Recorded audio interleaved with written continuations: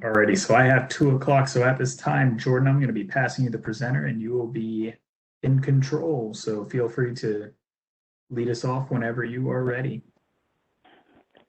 Thank you, Matthew. So I want to take this opportunity to welcome everybody to the EDQW's DoD Environmental Monitoring and Data Quality Workgroup webinar on DoD validation guidelines. Once again, my name is Jordan Adelson. I'm the chair of the DoD's Environmental Data Quality Workgroup, and like I said, I'd like to welcome you to the webinar today. So this is essentially what you guys have signed up for. Here's the agenda for today's webinar. After I give this brief welcome, Melinda McClellan is going to sort of give you an introduction. Then Nancy Wells is going to walk through essentially the data validation guidelines, Module 5 for ICP-MS. Then Scott Wilson is going to really take a look and compare the national validation of organic, the data validation of organic analysis by GC and the impacts of Module 4 on the data validation guidelines. And then Suzanne Hughes is actually going to look at blank qualifications that exist in our guidelines. So a little bit of functionality with the WebEx tool that we're using today. We're going to use the chat function pretty much exclusively. If you have an issue at all with WebEx, if you're having trouble connecting, if there's an issue with your audio, please use the chat primarily for that, and reserve the Q&A function for the questions and answers. All the video and audio functionality is turned off. It's the only sort of way that you can communicate with us, and we've allotted time for each session for there to be a Q&A, so please utilize that function. If questions are not addressed at the time during the meeting, if we just run out of time, we'll actually address them offline and then send it out to all the attendees. And presenters may choose to utilize the polling feature. In fact, I know that we're actually going to have at least one polling feature going on today, really to help kind of engage the attendees. And so we ask you guys to participate. And another note that I wanted to be sure to make sure everyone's aware of is that this webinar itself is actually being recorded, so everyone should sort of have an idea of that. One more thing about the question and answer situation. So when you're submitting your questions during the Q&A, please select the drop-down box within the Q&A panel and select all panelists. This will make it so that we can all see everything and we can actually organize them and help the presenters address those questions. And then finally, when this is over, we're gonna there'll be a link that'll be provided to take you to a survey, and I implore you guys to please fill out the survey. The EDQW really utilizes that feedback to help sort of direct future webinars and really helps us provide useful information as we do this kind of outreach. And so we really would encourage everyone to sort of fill out that survey, and it can be anonymous if you'd like it to be. And if you're unable to access the link, don't worry about it. Matt will be sending out that link to everyone who's registered via email. And so with that, I'm going to turn it over to Dr. Melinda McClellan, who is the chair of the DoD's Data Review and Management Subgroup. So Melinda, please take it away. Thank you, Jordan. So as Jordan said, I'm Melinda McClellan. I'm the chair of the Data Review and Management Subgroup with the EDQW, and I'm going to take a few minutes today. I'm going to talk you through what our subgroup does, and then talk to you about a few of the things we've been working on recently and what you can expect to see coming up. And then I'm going to give it over to our presenters because I really want to have enough time for them to be able to really get into some good discussion. So first I want to start with a poll. If you've seen any of my presentations before, you know that I love these polls. So Matthew's going to open it up for me in just a minute, but as you know, we have these data validation guidelines out, and we're putting them out sort of one by one on a technology basis, pretty much. And so I really want to get a feel for what do you guys see a need for? And so I have 13 options here for you. I'm going to ask you to pick, 5 or so. If you really have 6 you really want, go for that. If you really only need 1 or 2, then do that. But take a minute here and read through them. I've broken them up basically by which B tables they would correspond to. So we've got LC and HPLC, that's tables B2 and B3. GCMS and air is B21. GCMS SIM is B22. Dioxin, B5 and B6. Hexavalent chromium, B10. AA is B7, IC B12, perchlorate B13, TOC, which there is no B table for, cyanide B11, radiochemistry is B16 through B20. Likely that would be multiple guidelines. I don't know that we could get all those into one, but I did group them together here. ISM is currently table B23. And then just I've heard some talk about general wet chemistry and that maybe being a gap where we could use something. So I'm going to give everybody another minute here or so to answer that, think about it. I appreciate it.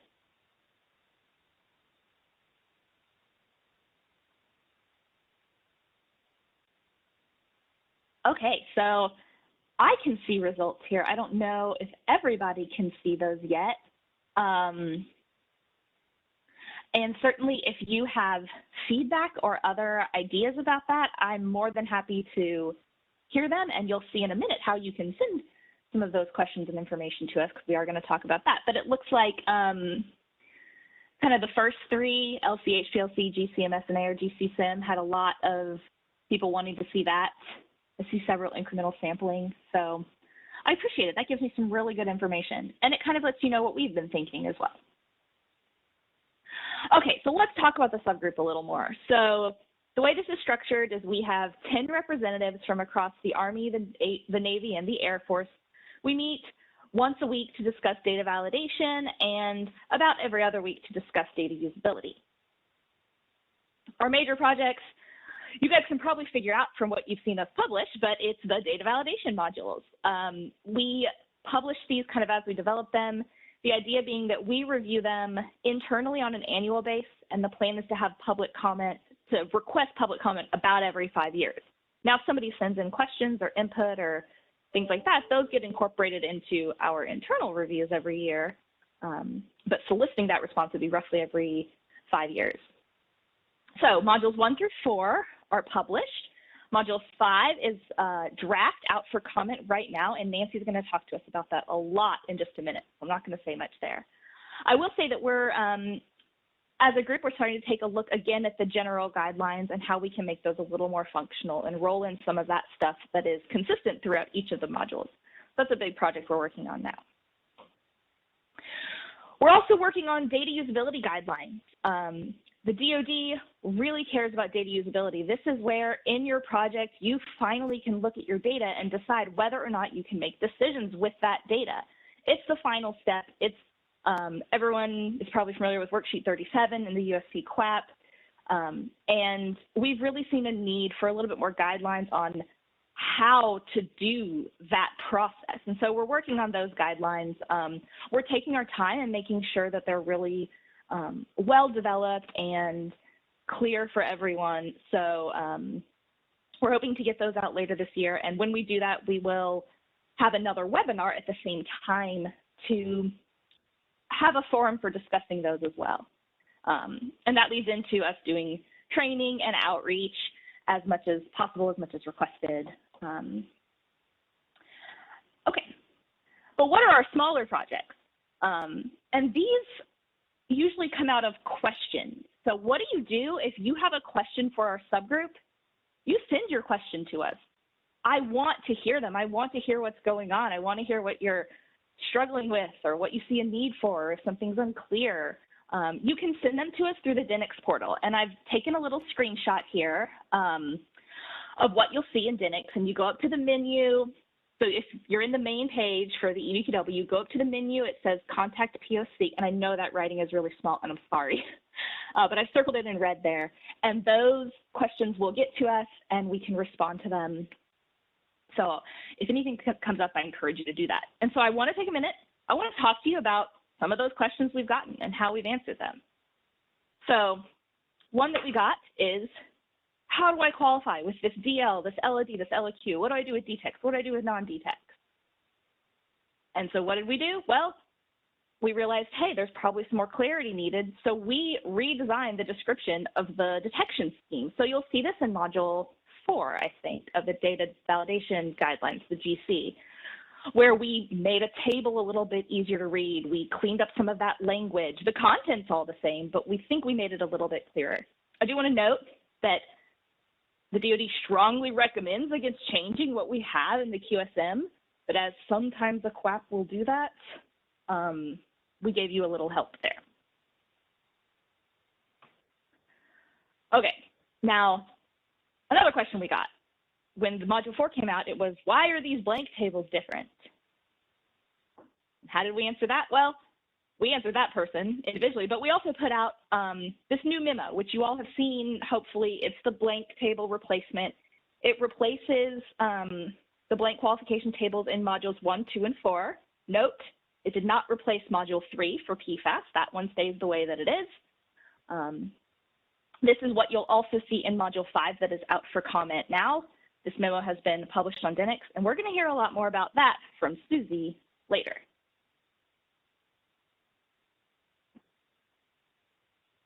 Okay, another one that we get we get a lot of questions around the R qualifier and the X qualifier. Fewer now since it's been out there a little bit longer, but we just have the question, well, what does the validator do when they want to put an X flag on a non-detect? Do they put an X or a UX? Which is a really interesting question. So our group talked about it, and ultimately we said, well, you know what, that final qualifier should probably be an X. Because what that X means is that we're recommending that the validator is recommending that this data be rejected. Therefore, the qualifier is an X. But make sure that however the validator is reporting it, it's clear, it's unambiguous what the laboratory reported, what the validator reported, and why the validator qualified it that way, so that when that data goes into data usability assessments, they can make the decision to reject the data and apply the R flag, or maybe they decide that we actually can use that data. And so maybe they'll put a UJ flag on it. So they'll say, well, it's a non-detect, but it's an estimated non-detect. And that'll all depend upon the project DQOs and exactly why that data was flagged the way it was. Okay, so related to that, we've had questions, well, my validator qualified this data. Now I have this data validation report, but I don't know why they put an X on this. Or I don't know why they put a J on this, or a J plus, or a J minus. And so this brings us to the answer that we want to bring to validators' attention, is that when we have data validation or data validation report, they become part of the inputs to data usability. And your data usability team probably has a chemist on it who can easily understand the chemistry behind it, but there's probably other people as well who maybe don't understand that chemistry as much. Or maybe, you know, you're the validator and you have a level 4 data package and it's like 1,500 pages long, and you found a QC error or something in there and you're qualifying based off of it. Give enough of the context for that qualification that those opinions and decisions are traceable, so that the people making decisions can go back and see why was that decision made and how does that play into my final use of the data. So we really want to see not just the qualifier, but also a reason why. This is especially true if you're adding or removing qualifiers that the laboratory may have put on, or if there was like automatic data review by software, if you're changing or removing those qualifiers. It's especially important there. Okay, so I'm going to wrap it up talking about our subgroup, and I'm going to turn it over to the more interesting technical talks. But I will say we have a few things upcoming. You guys have seen, hopefully everyone has seen the ICP-MS data validation module that's out for comment now. We're asking that everyone get their comments to us by the end of July, so that's July 30th, the Friday. And we anticipate hopefully being able to get those final out for use in late 2021. And then as I discussed the data usability guidelines, we're anticipating those mid to late 2021 with a webinar around the same time to discuss those. So I'm happy to take any questions about our subgroup or about any of the questions that I talked about, if there are any, and if not, then I'll thank you for your time.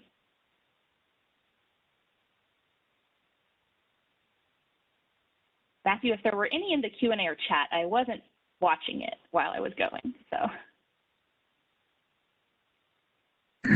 Yeah, there was one question in the chat asking why the guidance is allowing non-detections to be reported to the DLs versus the LOD. So if you just wanted to expand upon kind of what you already said in your discussion. Yeah, so that's a really good question.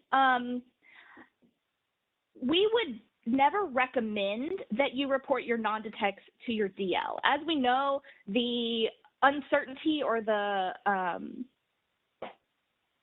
chance of a false negative at the DL is much greater than at the LOD, and that's why we report non-detects to the LOD. However, historically, we had seen QAPs that sort of overrode that. So the QAP wrote in something that was not what the QSM would recommend. And in the case that that happens, the validators have had questions of how do they address this? Because now they have QSM requirements that are different than their QAP requirements, and maybe their QAP requirements didn't spell out quite well enough how to qualify that.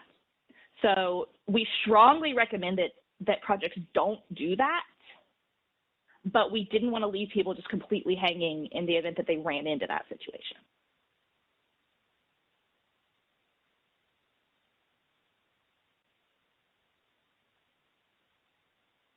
Thank you for that response. Let me see here. I have another question.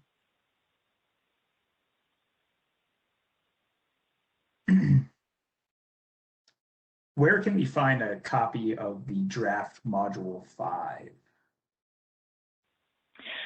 Great question. So Nancy, I believe, actually is going to tell you where you can find that, but essentially you're going to email myself or Matthew, and we'll make sure that you get that. It went out by email last Friday. So that information should be in Nancy's presentation. If not, then you can use the DNX portal to submit that comment, and it will get to us, and we will make sure you get it. So there's a couple ways there. Perfect. Thank you for that. Alrighty, so with that, I believe that will bring us to our next presentation.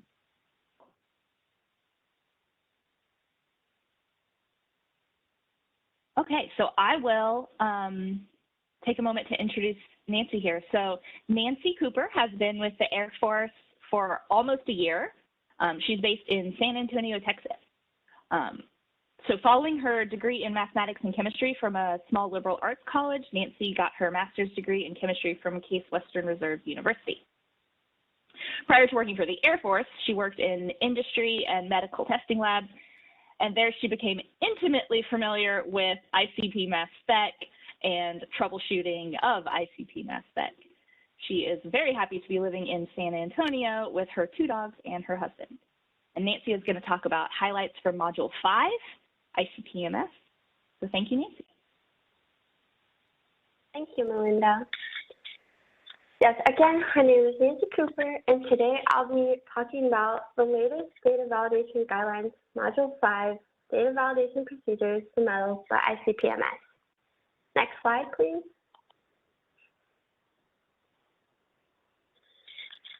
Today we're going to talk about ICP-MS as it relates to ICP-OES, and that relationship being metals analysis.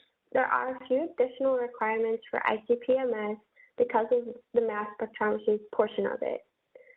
I'm going to do this based off of the various stages of data validation, but here I'm going to take some time to point out a color scheme that I developed that flows throughout the entire presentation.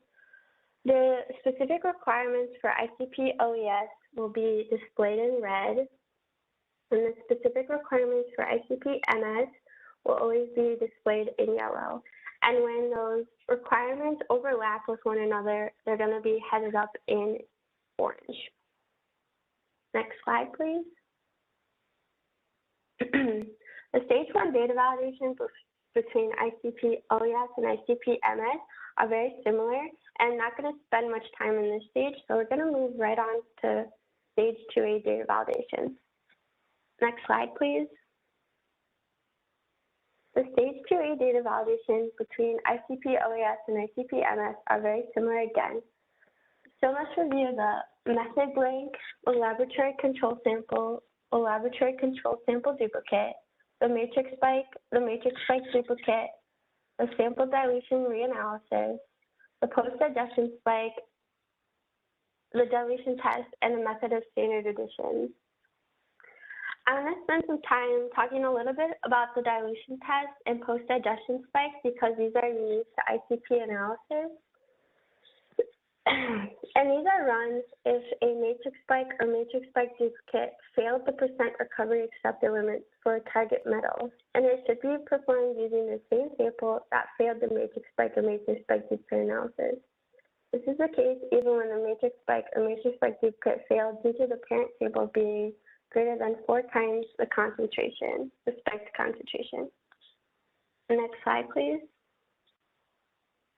Okay, so we're going to start with the dilution test. And as you can see, the header is orange, and so the acceptance criteria and qualifications between ICP-MS and ICP-OAS are the same. The dilution test, again, is performed assuming the matrix spike or matrix spike duplicate has failed. At a minimum, the laboratory should have 1 per preparatory batch. It's only applicable for samples that have a concentration greater than 50 times the limit of quantification, and this is prior to sample dilution. The sample must be a 5-fold dilution and agree within 10% of the original agreement. The qualifications for the dilution test have there are a few different qualifications for the dilution test. So let's say if a dilution test or post-digestion spike was not analyzed to further evaluate a matrix spike, notify the project team and qualify all detects and non-detects of those failed analytes as X. Exclusion of the data is recommended. Now let's say the target analytes had sufficient high concentration that a dilution test was able to be performed.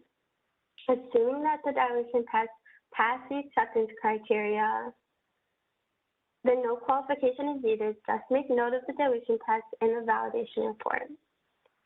Now let's say if the dilution test had exceeded the 10% acceptance criteria of the affected target analytes based off of QSM, then you're going to qualify the associated samples as estimated J, and non-detect should not be qualified. A failing dilution test could indicate to us a chemical or physical interference. Next slide, please. Again, we have the specific requirements highlighted in orange, and so these are going to be the same between the ICP-OAS and the ICP-MS modules. So assuming that the matrix spike and matrix spike duplicate had failed, at a minimum, the laboratory should prepare 1 per preparatory batch, and using the same matrix spike or matrix spike duplicate sample as possible. This applies for all samples with a concentration less than 50 times the limit of quantification, and it is prior to any dilution. The acceptance criteria recovery must be within 80 to 120%. There are 3 ways the qualification could go, and it's based off the initial matrix spike duplicate failures. Let's say the matrix spike percent recovery failed low, that is less than 30%, and the post-digestion spike was within the 20% accepted criteria. Then qualify the associated samples as estimated J and non-detect as estimated UJ. In this case, if a post-digestion spike had failed, then you have to qualify the associated data as estimated J minus and non-detect as X, and exclusion of the data is recommended. Now let's say the matrix spike duplicate had a low recovery but was still greater than or equal to 30%. And the post-digestion spike was within the 20% acceptance criteria. Then qualify all detects in the associated sample as estimated J and non-detects as estimated UJ. Now in this case, if the post-digestion spike had failed, then qualify detects as an estimated J minus, and non-detects as an estimated UJ. In the case where the matrix spike duplicate percent recovery failed high, and the post-adjustment spike was within the 20% acceptance criteria, then qualified detects an associated sample as estimated J, and non-detects do not require qualification. In this case, if the post-adjustment spike had failed, then qualified detects as estimated J plus, and non-detects would not require qualification. Next slide, please. Okay. The stage 2A data validation between ICP OES and ICP MS are very similar again. We still must review the sequence and preparation logs, the initial calibration, initial second source and continued calibration verification, the initial calibration and continued calibration blank, the low-level calibration check verification, the interference check solution. ICP-MS has additional requirements, and that is tuning mass calibration and internal standards.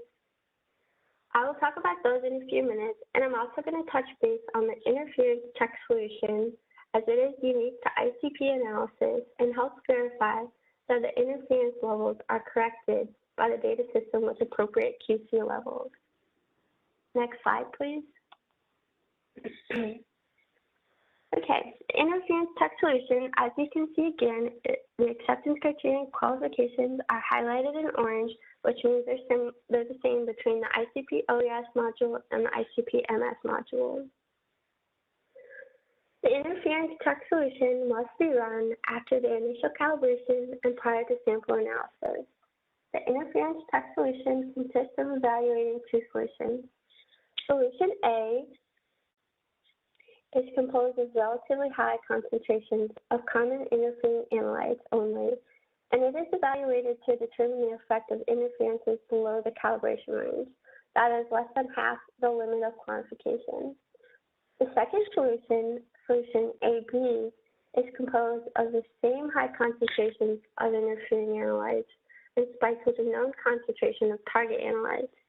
It is evaluated to determine the effect of the interferences on detects within the working range of the instrument. There are many ways to qualify an interference check solution, and I'm going to go over those shortly. But if the interference check solution was not analyzed or performed, then qualification of all associated samples is as X, exclusion of the data is recommended. Next slide, please. Here's a table of the qualifications for the interference check solutions. This table is the same within ICP-MS and ICP-OES, and that's why it's highlighted in orange. The first scenario I would like to talk about is if the interference check solution percent recovery was greater than 120%. There are two cases. In the case that the sample result was a non-detect, no qualification is added to the associated samples. If the sample result was a detect, then qualify the associated samples as an estimated J+. Next slide, please. Now let's imagine that the interference check solution percent recovery was between 80% and 50%. There are two cases. In the case where the sample result is a non-detect, qualify the associated data as estimated UJ. In the case where the sample result is a detect, qualify the data as estimated J-. Next slide, please. Now let's assume the interference check solution was less than 50% recovery. There are two cases again. If the sample result was a non-detect, qualify the data as a non-detect, then qualify the data as X, and exclusion of the data is recommended. In the case where the sample result was a detect, qualify the data as estimated J-. Next slide, please.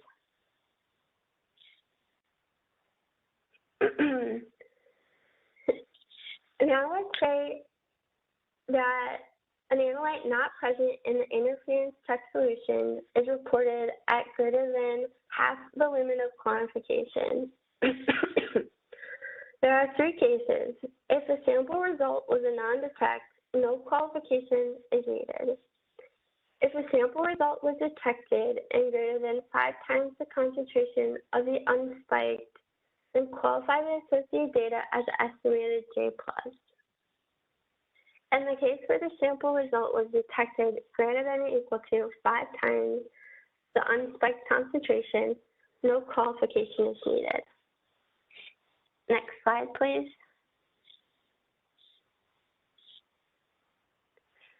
Now let's assume that an analyte not present in the interference check solution is negative with an absolute value that is greater than half the limit of quantification. If the sample result was non-negative, non-detected, then qualify the data as estimated UJ. If the sample result was detected and less than 5 times the absolute value of the unspiked concentration, qualify the data as estimated J-. If the sample result was greater than 5 times the absolute value of the unspiked sample, no qualification is needed. Next slide, please. Okay. Tuning mass calibration is not required for ICP-LAS since it does not have mass spectrometry. The acceptance criteria for ICP-MS is daily and prior to initial calibration of the instrument. Mass calibration and resolution verification checks are analyzed in the mass region of interest using the mass spectrometer tuning solution. This solution contains analytes that represent all of the mass region of interest in order to verify that the resolution and the mass calibration of the instrument are within the designated specifications. It needs to demonstrate a mass calibration less than or equal to 0.1 atomic mass units from the true value and a resolution less than 0.1 atomic mass units from the full width at a 10% peak height.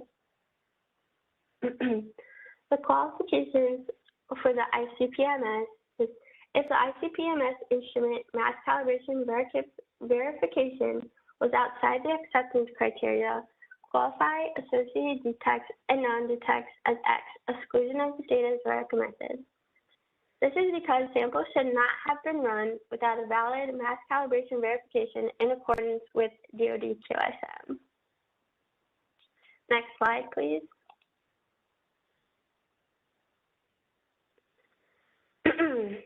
Internal standards are not optional with ICP-MS as they are with ICP-OES. And so just to help you with this slide a little bit more, at the top, we see highlighted in red the ICP-OES acceptance criteria and qualifications alongside the ICP-MS acceptance criteria and qualifications in yellow. Now, if ICP-OES if they were to use internal standards, then the acceptance criteria between OES and MS are the same. The internal standard intensity must be within 30 to 120% of the intensity of the internal standard in the initial calibration. The only difference is ICP-MS requires that the internal standards are added to every field sample, standard, and QC sample. The ICP-OES qualifications are very similar to the ICP-MS qualifications, except for in regard to if the internal standard was less than 30%, which I am showing as underlined here. So in ICP-OES, if the internal standard was less than 30%, then qualify detects as estimated J+ and non-detects as estimated UJ. In the ICP-MS, if the internal standard was less than 30%, qualify detects and non-detects as X, exclusion of the data is recommended. Now in the case where if the internal standard was greater than 120% for ICP-MS and ICP-OES, you are to qualify detects as estimated J and non-detects as estimated UJ. And again, in the case where extremely high area counts are reported, that is greater than 150 for the area of associated standards for both ICP-OES and ICP-MS, you are to qualify detect and non-detect as X. Exclusion of the data is recommended. Physical interferences refers to the differences in viscosity, surface tension, and dissolved solids, and these could affect the matrix. Matrix effects should be suspected if the intensities of each of these internal standards decrease below 30% with respect to intensity during the initial calibration blank. Next slide, please. The stage 3 data validation between ICP-OES and ICP-MS are very similar again. You must recalculate the sample and field QC, the method QCs, and the instrument QCs, and validate the standard traceability. I'm going to take some time just to talk about some of the additional recalculation steps required for ICP-MS. Next slide, please. Okay, just to help you a little bit with this slide. So there are calculations required for ICP-OES that will also be required in ICP-MS. ICP-MS does have an additional requirement, and then the qualifications between ICP-MS and ICP-OES are the same, which is why it's highlighted in orange. So ICP-OES calculations must include appropriate interference corrections and internal standard normalization. The ICP-MS additional requirement is the summation of 206, 207, and 208 for the mass to charge ratio of lead.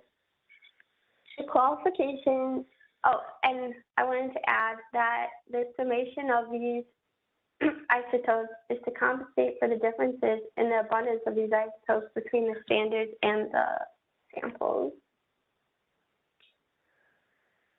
The qualifications for ICP-OES and MS are that for systematic issues defined as widespread and major in nature that cannot be corrected through a revised lab report, qualify all results as X, exclusion of the data is recommended. And for isolated cases, if calculation errors affect the project target analyte, notify the point of contact, and all affected results should be noted in the data validation report, including listing the calculation errors. Next slide, please. The stage 4 data validation, again, between ICP-OES and MS are very similar. You must review the raw sample results, the spectral interferences, the instrument detection limits, and the linear dynamic range. I would like to spend a little bit of time talking about the raw sample results and spectral interferences here. Next slide, please. Okay, reviewing the raw sample results for ICP-OES, and ICP-MS still require that you report results of 10% of the QC standards and 10% of the positive field samples. The ICP-OES acceptance criteria is the relative standard deviation of the average of at least 3 readings of a single injection are less than 5%. If the standards display high relative standard deviation, this indicates a serious problem that could impact field sample results. During the development of the ICP-OES module, we implemented the qualification for the OES to be qualify associated positive field sample results as estimated J and non-detect as X. Exclusion of the data is recommended. While we were developing the ICP-MS module, we decided not to implement an acceptance criteria and qualification requirement as it is not specified in the QSM. And we would like to receive some feedback about this decision, which leads me into my first poll question. Next slide, please, and also display the poll question. Okay. This poll question is only going to apply to the ICP-MS module. As a validator, do you evaluate the relative standard deviation of multiple readings? And if so, what limit do you use? A, I qualify at a limit of 5%. B, I qualify at a limit of 5 to 10%. C, I qualify at a limit of 10 to 25%. D, I qualify at a limit greater than 25%. E, I do not qualify this. Or F, I do not review data.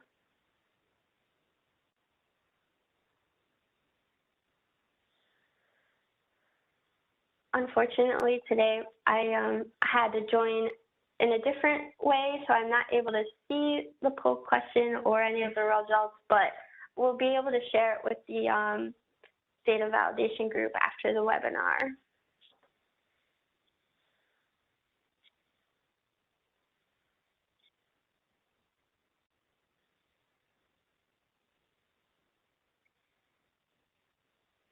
Matthew, if you could just let me know maybe when the most responsive has come in. Yep. Results are in, and it seems like we're sitting at around the majority of the people that voted on A, and then it's pretty even split for the rest of the items. Great, thank you. Okay, and now you close the poll? Yes, the poll is closed. Okay, next slide, please. Like I said before, I want to talk about spectrochemical and physical interferences.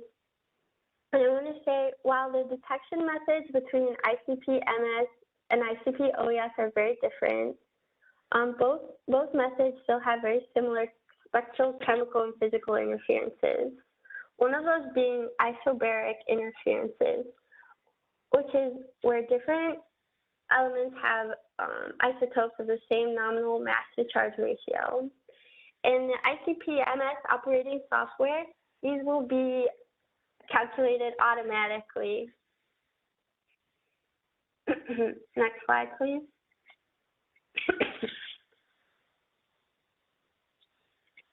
Okay, the next two interferences I wanted to touch base on are the polyatomic and divalent interferences.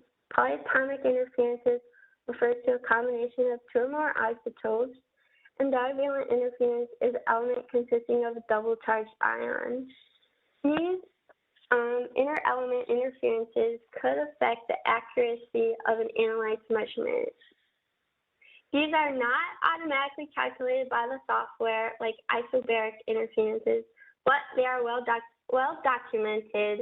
You can easily Google a table of polyatomic interferences and find one like I've displayed here.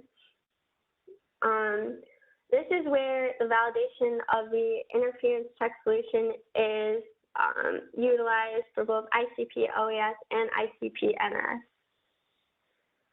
Next slide, please.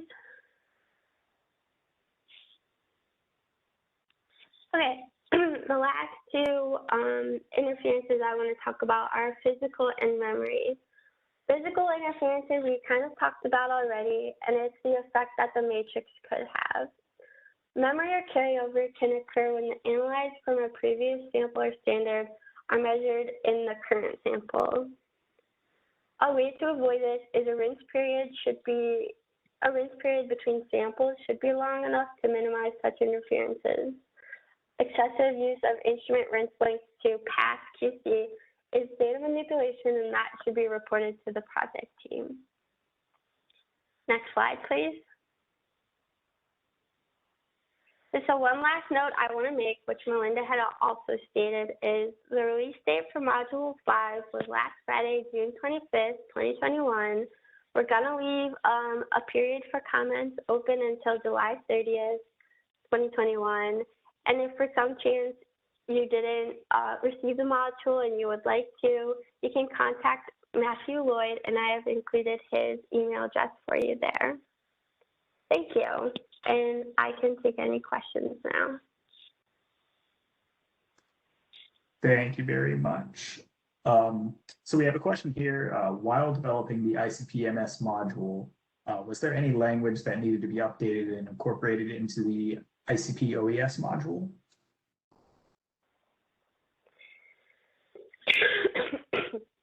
Yes, sorry.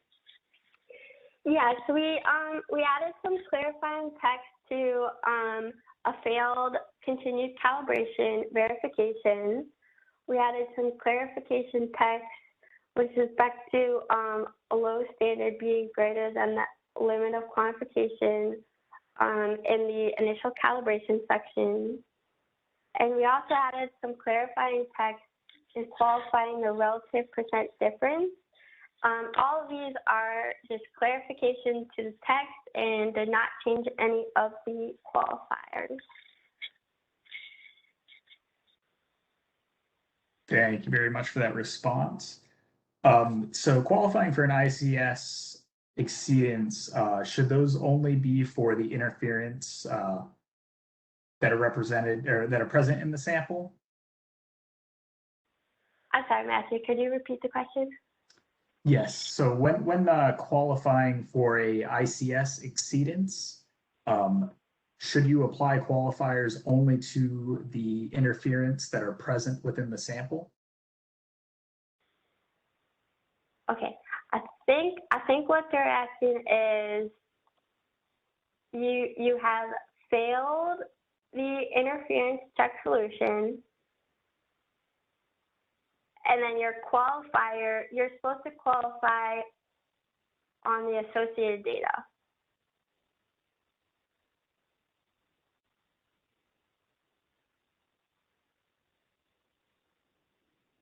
Perfect. Thank you. And this is kind of a tag along, and I think this one might kind of clarify as well. When an issue with the ICS example of false positive or negative, shouldn't data only be qualified if the sample contains similar levels of interference, examples aluminum, calcium, as the standard? Okay, so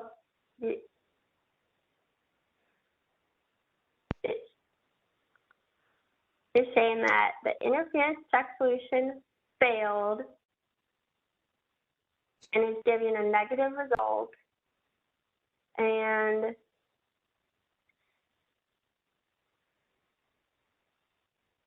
then they're asking it's only qualified if the interference check solution contained those analytes that failed? What? Yes, I believe so. So Nancy, this is Andrea. I believe that's an excellent comment that I don't believe that's outlined in sufficient detail in the module. Please submit that comment so that we can consider that and revise text as necessary. I believe, yes, you're correct, Martha. The sample would need to have interfering elements present to produce the same false positive, false negative results that we would see in the ICSA anomalies. So please submit the comment.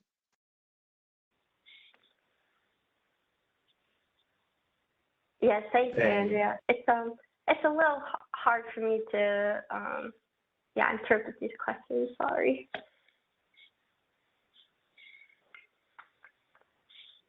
Thank you very much. You stated the internal standard acceptance criteria and qualification was the same for the ICP OES and ICP MS. Does that mean that the internal standards used should be the same between the two, or between the two different modules? No. Since the methods of detection are different, we can so no, since the detection methods are different, they require two different internal standards. For ICP-MS, a recommended internal standard is lithium, scandium, yttrium, rhodium, indium, terbium, holmium, and bismuth. And we can make use of the isotopes. And then the ICP-OES often uses just yttrium and scandium.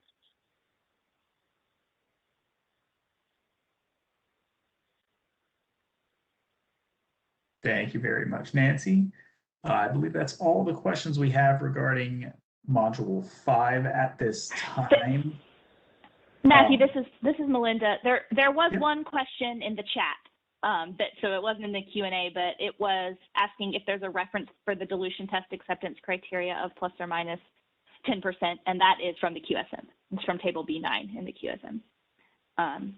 Just that one wasn't in the Q&A, so I thought maybe you missed it. Yeah, just want to get that answered real quick. Absolutely. Thank you for that. So with that being said, if you have any further questions, feel free to put them in and we will try and address those when we get to the open forum. We are about 15 minutes ahead of schedule right now, but I think at this time we will take a brief break. So we will be returning for our next presentation at 3:05 Eastern Time, so 15 minutes from now.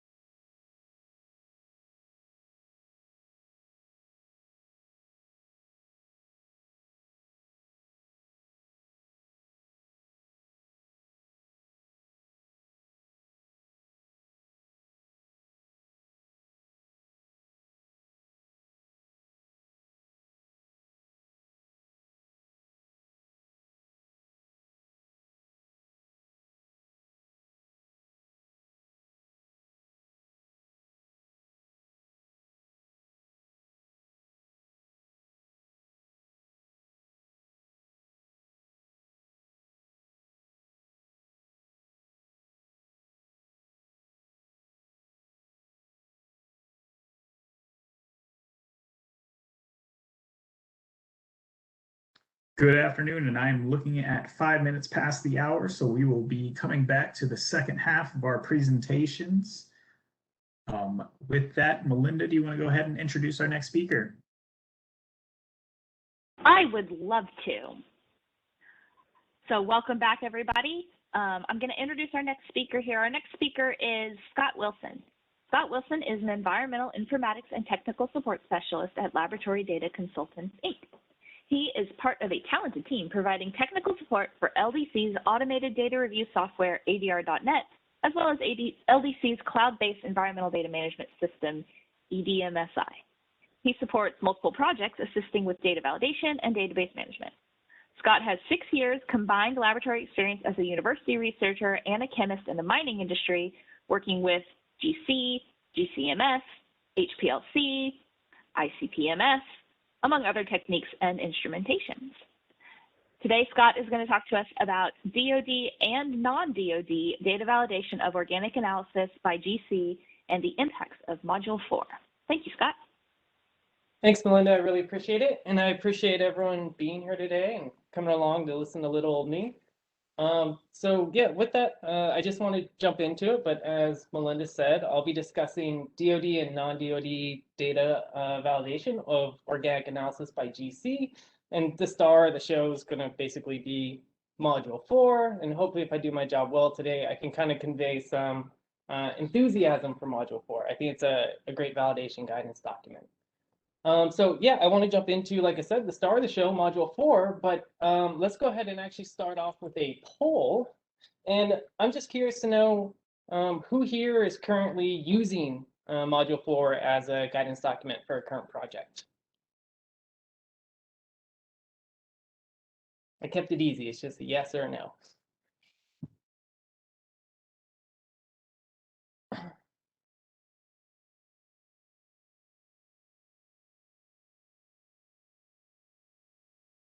Yeah, these polls are all fun and games until I realize that there's like 169 different groups of people here today, and suddenly it's harder to imagine that's just a few of you listening in.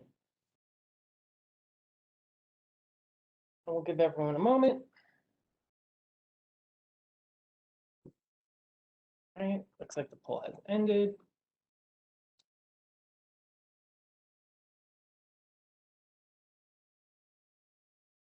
Matthew, I'm not seeing the poll results on my end. I just want to make sure I'm not doing anything wrong. It shows that's closed. Ah, there we go. Thanks, Matthew. All right, so it looks like we've got roughly, so pretty much dead even in terms of yes and no. About half and half are currently using it, half aren't. So yeah, that's about what I expected, especially since Module 4 is pretty hot off the presses. But again, I think we'll see pretty widespread implementation in time. It's a pretty neat little guidance doc. So yeah, let's just kind of jump into it then. So for the first slide, just answer the default question for anyone who doesn't know or isn't aware of what is Module 4. It seems like a sensible place to start. So this is a 10,000-foot view of Module 4. But again, it's a data validation guidance document, and it encompasses several Series 8000 GC methods, so 8000D, 8011, 8015, 8021, 8081, etc. And hopefully I can kind of make this clear throughout a couple slides. But that's just important to note, right? Because similar documents like the NFG don't cover all those methods, at least not explicitly and directly.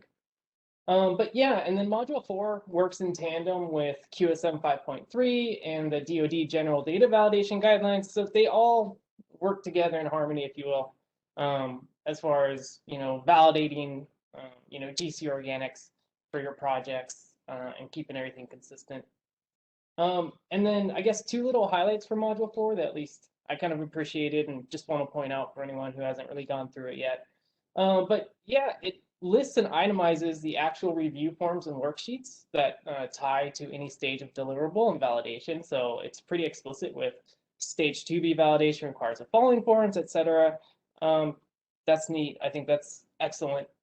And then again, sort of just another cool little highlight or takeaway for anyone who hasn't gone through Module 4, but Appendix A summarizes the QC checks, the required frequency, and the various acceptance criteria between 8000D and QSM 5.3. So it's just a neat little reference. We're not necessarily going to hammer home that particular part today, but it's just nice to know and to be advised of.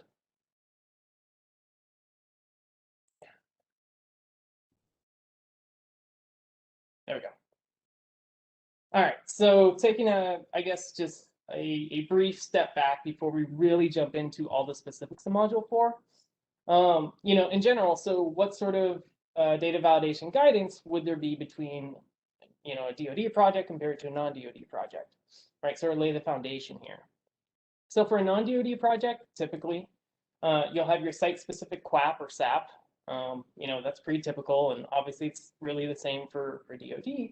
But then really, so what are the primary documents that establish criteria and the actual guidelines when it comes to the validation? And so obviously for a non-DoD project, there is no singular answer, but typically, at least, for loose guidance, a non-DoD project might follow the National Functional Guidelines. For anyone who's not aware, the 2020 National Functional Guidelines are currently out. I just want to point that out. It's no longer just 2017. But yeah, so a non-DoD project may use the National Functional Guidelines. And of course, sort of the catch with that in general is it doesn't necessarily include every method directly, right? When it comes to GC Organics, it's really the only two directly addressed methods in NFG would be the pesticides and PCBs. So people often have to sort of fill in gaps for projects that are using other methods. But on top of that, you have your regional data validation guidelines. Again, method criteria, not to mention it may reference a specific lab SOP that may have method variances compared to other labs or other projects. And then, of course, perhaps lab limits, right? So all things that might come into play for validation for a non-DoD project. And then by comparison for a DoD project, things get, at least in my opinion, nice and neat and organized and easy to reference because everything sort of comes together. You've got the site-specific QAP or SAP, the DoD General Data Validation Guidelines, QSM 5.3, and then of course the DoD modules for data validation, and we're going to be honing in on Module 4 from here on out. But again, for really any DoD project, those are the general guidance docs that'll come together for data validation.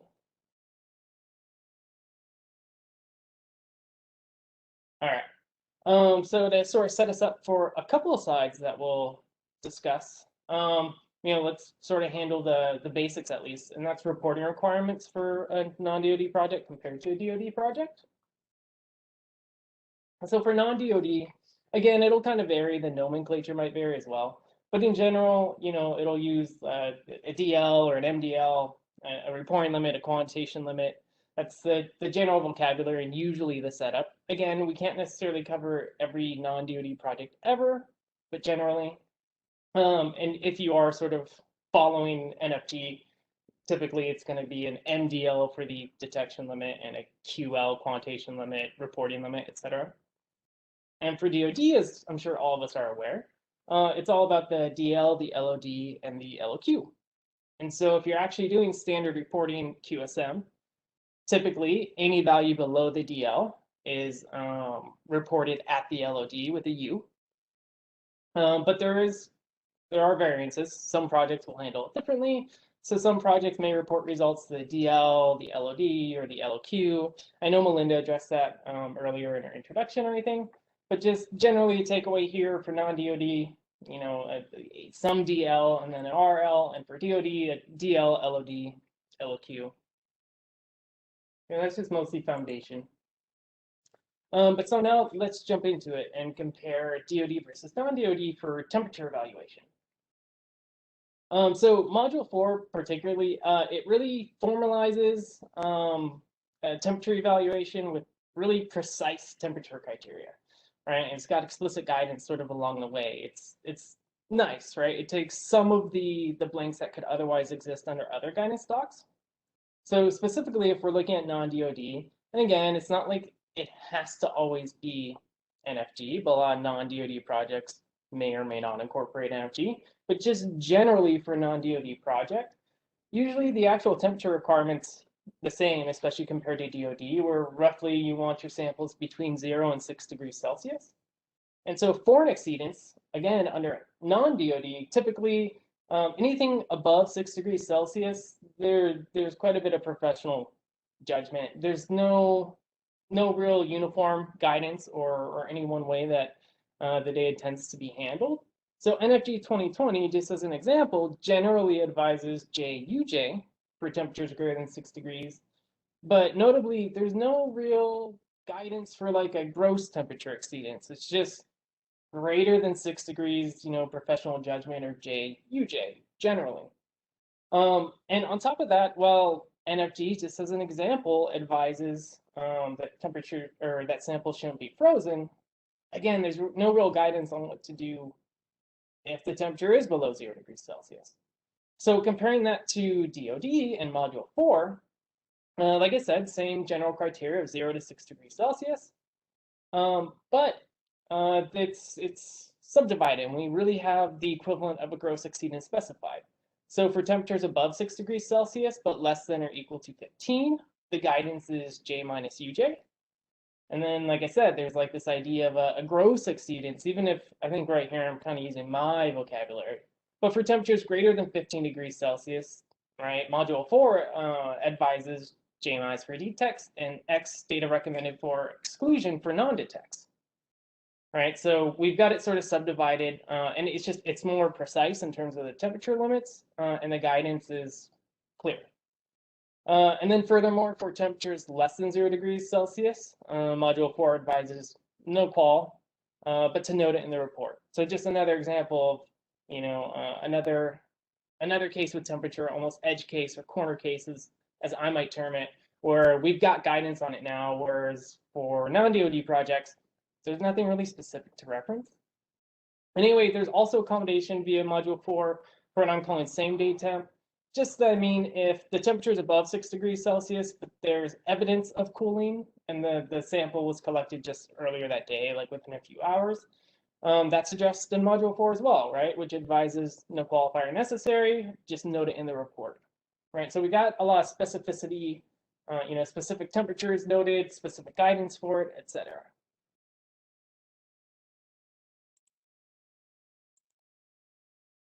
All right, so moving on to hold time. So same general idea here, where with Module 4, the benefit is we've got, especially in the guidance, a really clear, explicit example that shows how hold time should be evaluated. And on top of that, we have a formal definition for what's considered like a gross exceedance for hold time. Spoilers, I suppose, but namely that gross exceedance is a factor of 2 under Module 4. But let's go into non-DoD and DoD to sort of, I guess, expand on all that. So for non-DoD and for DoD, the actual criteria are basically the same, where for aqueous samples, the hold time is 7 days from sampling to extraction, and then 40 days from extraction to analysis. And for soils, same idea, but it's 14 days for sampling to extraction and 40 days for extraction to analysis. And again, that's shared between Module 4 and a typical non-DoD project, for example, NFG. But from there, for non-DoD, right, the practices will vary for a hold time exceedance. So if the hold time is greater than limits, it depends. Different projects will handle it differently. Sometimes it may depend on the method. But in general, I'd sort of say it's just up to professional judgment and hopefully consistent. But there's nothing, it's hard to find something to refer to absolutely. And similarly, especially with respect to NFG, NFG references a gross exceedance, but it doesn't define it, right? So it's something to consider, and it's another aspect of professional judgment that comes in, which affords a little bit of freedom, but still possibly inconsistency. But anyway, for hold time exceedances and even gross exceedance, NFG sort of specifies JR by professional judgment roughly, but again, nothing fixed or absolute. But for DoD project module 4, one, we get that awesome little example where they clarify that for something with a 14-day hold time, it's evaluated by the whole day. So for example, a sample collected April 1st at noon doesn't begin to exceed a 14-day hold time until, let's see, it would be like midnight April 6th, April 16th. Forgive me while I do the mapping off the top of my head. But the idea is it's by whole days, right? And the same would apply for hours, for months, etc. So that's just a nice, clear example provided. But even beyond that, it does, like I said, specify a gross exceedance. And it just advises that for a hold time that exceeded limits, generally it's J minus UJ. And for a gross exceedance, and again, gross being 2 times the hold time, it's J minus X, data recommended for exclusion for non-detects. So again, there are some gaps filled in. It's a little more specific. All right. I'm not going to linger on this slide in particular. It's almost mostly here for reference. I'll point out a few things, but first, what I want to point out is silly me. I didn't insert the modified module 4 the blank table. So just bear in mind, I think Melinda had it in her presentation, slide 10. And just the difference is the first row above the bottom one, the validation qualifier would be U or J+, depending on professional judgment. But we don't need to linger on that too much. I'm not going to focus too much on this, like I said, mostly for a reference. But I will just in general point out a takeaway from this slide would be just bear in mind for a non-DoD project, it's typically a matter of whether the blank and the sample are really detect or non-detect. And then it's really comparing, well, are you above the reporting limit or below it? What was the level of contamination in the blank, et cetera. But by contrast, for DoD, we got to remember there's a DL, an LOD, and an LOQ, which means data might be modified differently, especially if there is contamination. The next slide should expand on that a bit. All right, so again, kind of returning to some ground I lightly talked about on the previous slide, but sort of filling in a few things. So again, for a non-DoD project, again, we're essentially determining is the blank in the sample, is it detect or non-detect? And then we're really comparing each of those against the quantitation limit.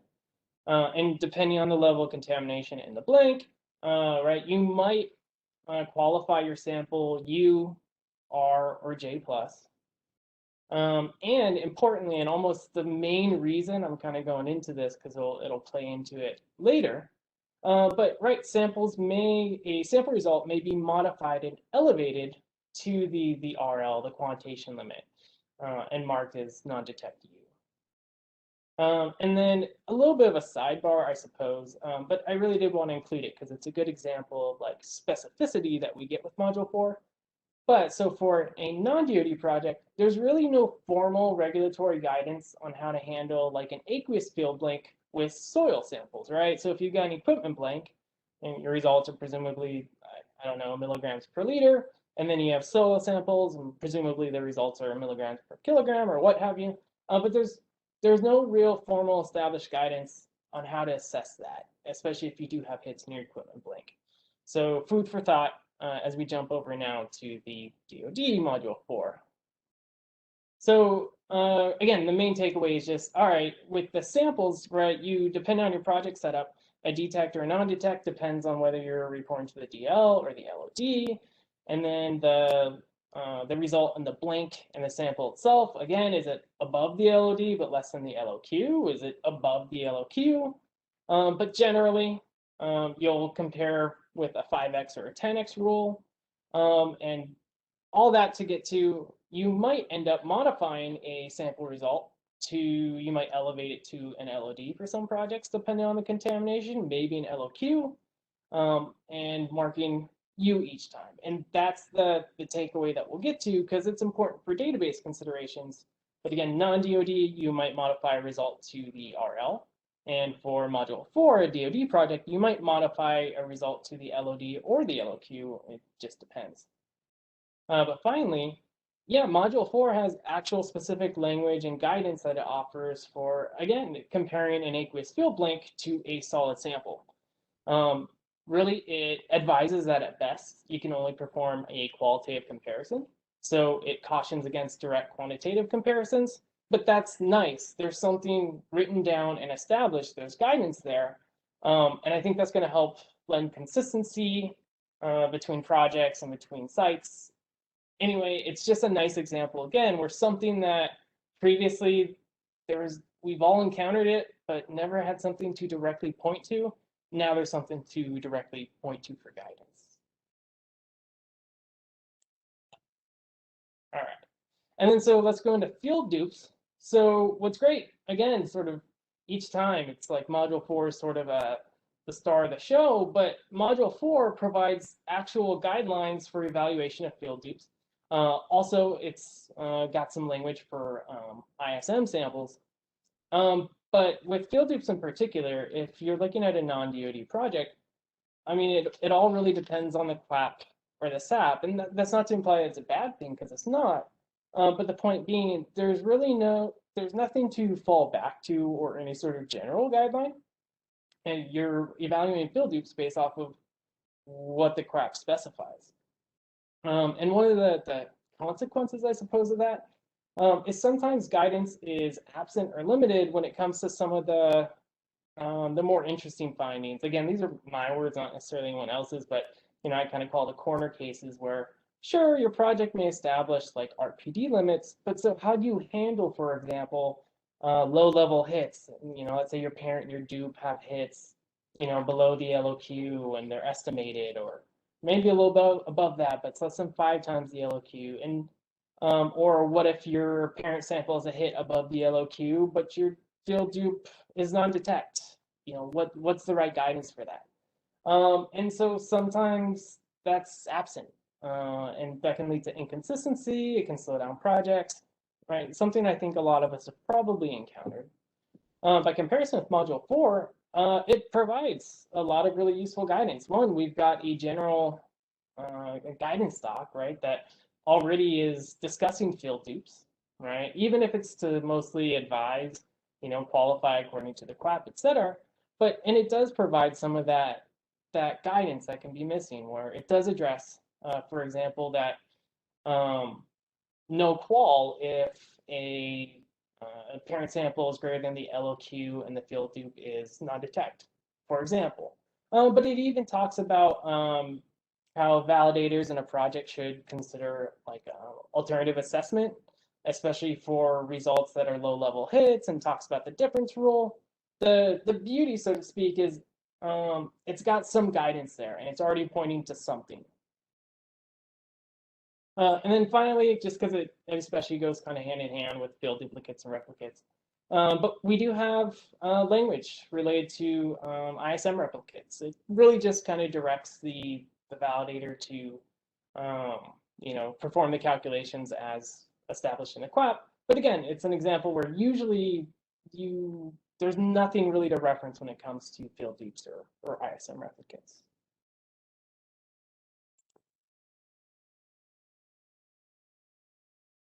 All right, so one of my favorite slides. So surrogates. Module 4 sets conventional criteria to assess when surrogates are diluted out, and it also just generally establishes an expanded lower acceptance criteria of 10%. So specifically for a non-DoD project, right, there's always a question, how do you assess diluted surrogates, especially if your recovery's out? And by and large, there's a lot of professional judgment there. Some projects or some validators may sort of point to dilution factors, but it's really professional judgment, and there's nothing necessarily set in stone. And more on that in just a sec, but also sticking to non-DoD. Generally, especially for projects kind of following the spirit of NFG, then we might set the rejection threshold at a recovery, 10% or lower.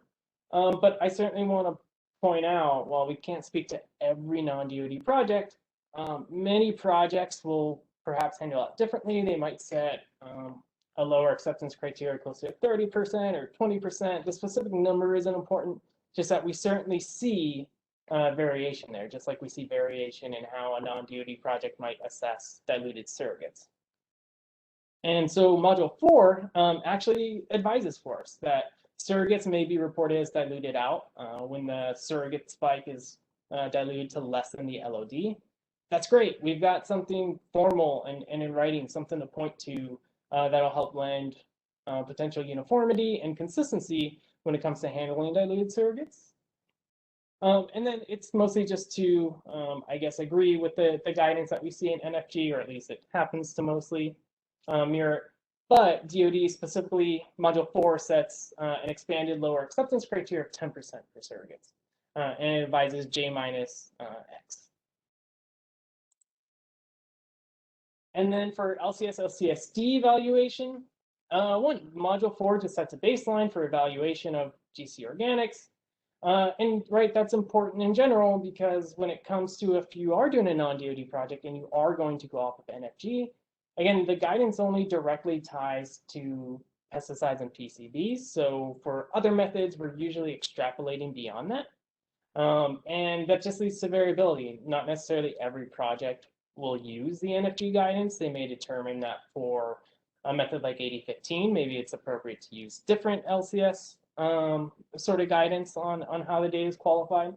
But so with DoD and Module 4, we get something established, right, that at least explicitly ties to the additional Series 8000 methods. But for non-DoD, generally, we see that for LCS exceedances that are above the criteria, it's J+. And for recoveries that are below the criteria, it's J-, R. And I just want to point out that there's certainly variation there. Not every project follows that. And there's quite a few examples, especially depending on the method, of using J- UJ. And Module 4 advises J+ for high recoveries and J- X recommended exclusion of data for non-detects for low recoveries.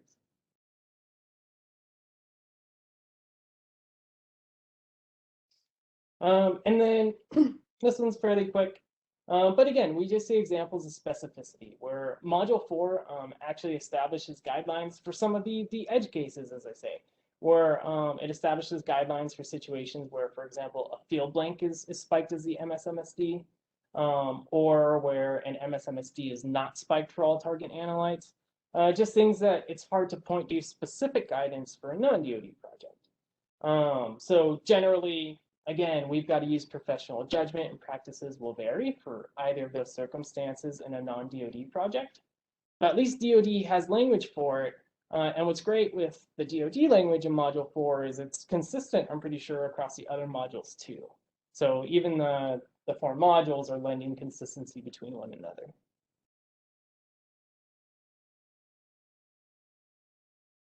All right. So database considerations, this is where we kind of come back to some of my discussion on the blanks. But what I want to point out specifically is that, as we've seen, DoD guidance uses a bias qualifier scheme, and we've also got that X qualifier. So, right, you need to make sure your project DVDs actually can accommodate that. They need to be able to accommodate bias qualifiers and an X qualifier, right? Otherwise, how are you going to store the data digitally? And going hand in hand with that, you need to make sure that your destination databases can also accept and implement those qualifiers. So non-DoD projects may or may not use bias qualifiers and an X qualifier. But again, with DoD, we know that's the actual guidance, so we won't anticipate that. And then finally, DoD projects, we know, might modify sample results with blank contamination. They might be elevated to the LOD or the LOQ. And so again, not every EDD format or every database can accommodate that. So that's something to look out for. But just in general, make sure your EDD and your database is selected and set up to accommodate your project needs. It's sort of a downstream consequence of some of the other things we've discussed. So real quickly, I just want to go through 2 examples just to kind of, again, illustrate some differences generally between non-DoD and DoD. But for example 1, let's go through 8081B, a method blank is not analyzed for the sequencer batch. For non-DoD, typically, we would qualify detects J, and we would not qualify non-detects. And we would, for DoD, under Module 4 guidance, we would qualify detect results as X recommended for exclusion, and then no qualification for non-detects. Right, so this highlights the difference. And for example 2, 8082, if you have matrix spike recoveries that are low at 15%. For Aeropolar 1016, so for non-DoD, we would typically qualify J for detects and R for non-detects. And that's because non-DoD would conventionally use a rejection limit of 20%. So a lower acceptance limit, if you will. And then Module 4 advises J- for detects and UJ for the non-detects. And again, that's because it's expanded lower acceptance limit is 10. All right, so just a few more.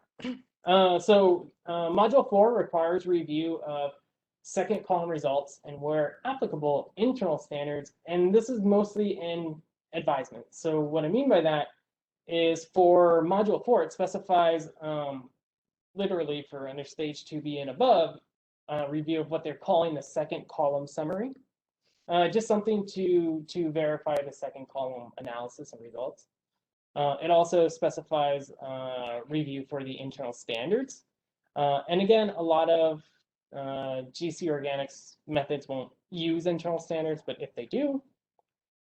And anyway, there's really no guidance when it comes to non-DoD there. So we want to point it out and just be aware that some labs can't currently provide a second column summary form.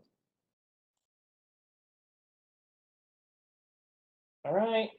Another sort of general advisement is that Module 4 requires review of standards traceability and, where applicable, detection or quantitation limit study evaluations.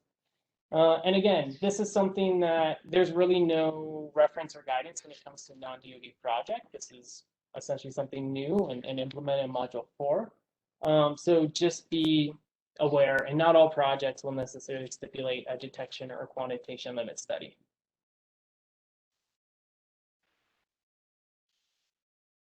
All right. And excuse me one moment.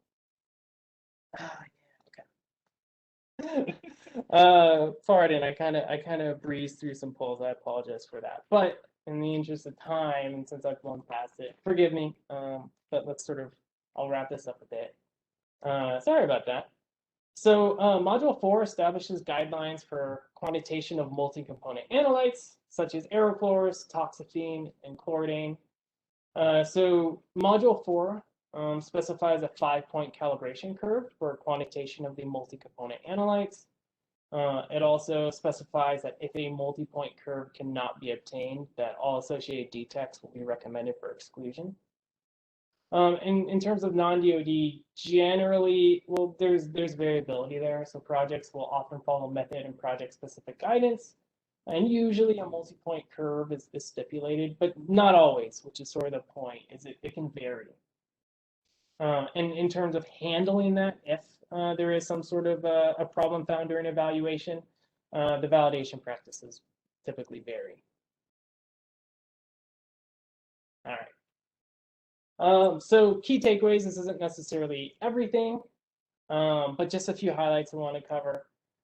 Just that, again, Module 4 provides guidance for GC organics generally, whereas the next document we might point to for non-DoD projects would be NFG, and it doesn't explicitly and directly tie to all the GC organics methods, right? It's only specifically for pesticides and PCBs, and usually people just apply and extrapolate those guidelines to the other methods.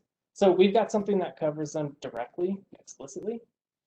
Again, Module 4 formalizes the items that are reviewed for each stage of validation. It also provides detailed and specific validation guidance for field dupe evaluation. Right, the fact that we have something formally is great.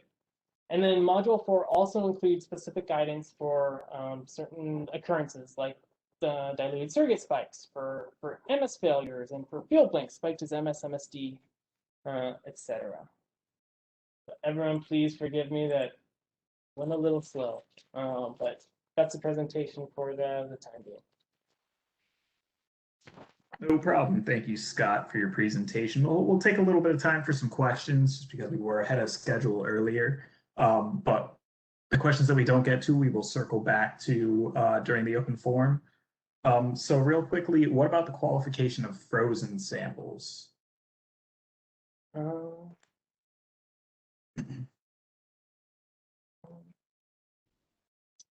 Give me one moment to reference here. But so one, if it's non-DoD, there is no specific guidance. It really is just professional judgment. Whereas Module 4 it has specific guidance for it. And the guidance, again, pending professional judgment, is no qualification, but note it in the validation report. Thank you very much. You mentioned the qualitative comparison when you were referring to the comparison of solid and aqueous samples. But is there a reason for no added qualifiers based on those comparisons? Yeah, so that's going to be something that is a good example where so many variables are going to matter depending on the needs of your project, depending on the level of the hit. But the idea being that it's really only going to be a qualitative comparison. I think there's going to be plenty of projects that won't even want to qualify based off of hits in the equipment blank. And maybe they will, but really it's just qualitative. And that may be a really good example where you want to involve the project team, especially if, right, depending on high hits, if you feel it's appropriate, you might qualify data X. And again, I think it's going to always need to be contextualized with the needs of the project and probably something worth discussion with the project team. And not to mention something discussed ahead of time that's documented in the QAP. Thank you very much for that response. We'll probably take one or two more questions. When is a MS-MSD spiked analyte considered diluted out such that data are not qualified based on low or perhaps high recoveries? Yeah, definitely. So again, that's an example of something that's explicitly covered in Module 4. But so for matrix spikes, if it's diluted below the LOQ, Module 4 advises no qualifier and just note it in the report. And it's actually the same guidance as well for the 4X rule, right? If your native concentration is greater than 4 times the spike, that's another example where no qualifier is necessary, even if your recovery fails. Just note it in the report.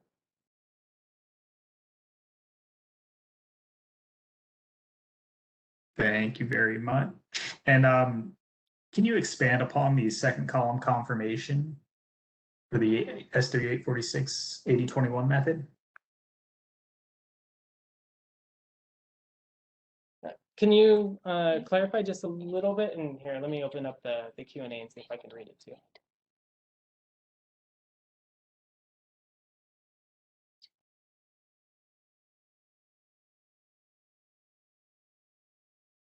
Is that question currently in the Q&A?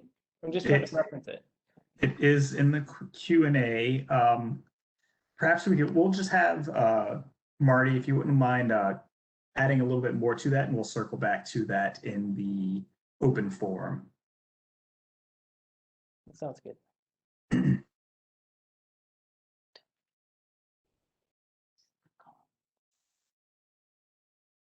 So I'm looking through some of the questions. Some of these I think could be addressed in the open forum because I believe they're kind of specific to the data validation subgroups writings. Sure. And I know I ran a little bit late too, so.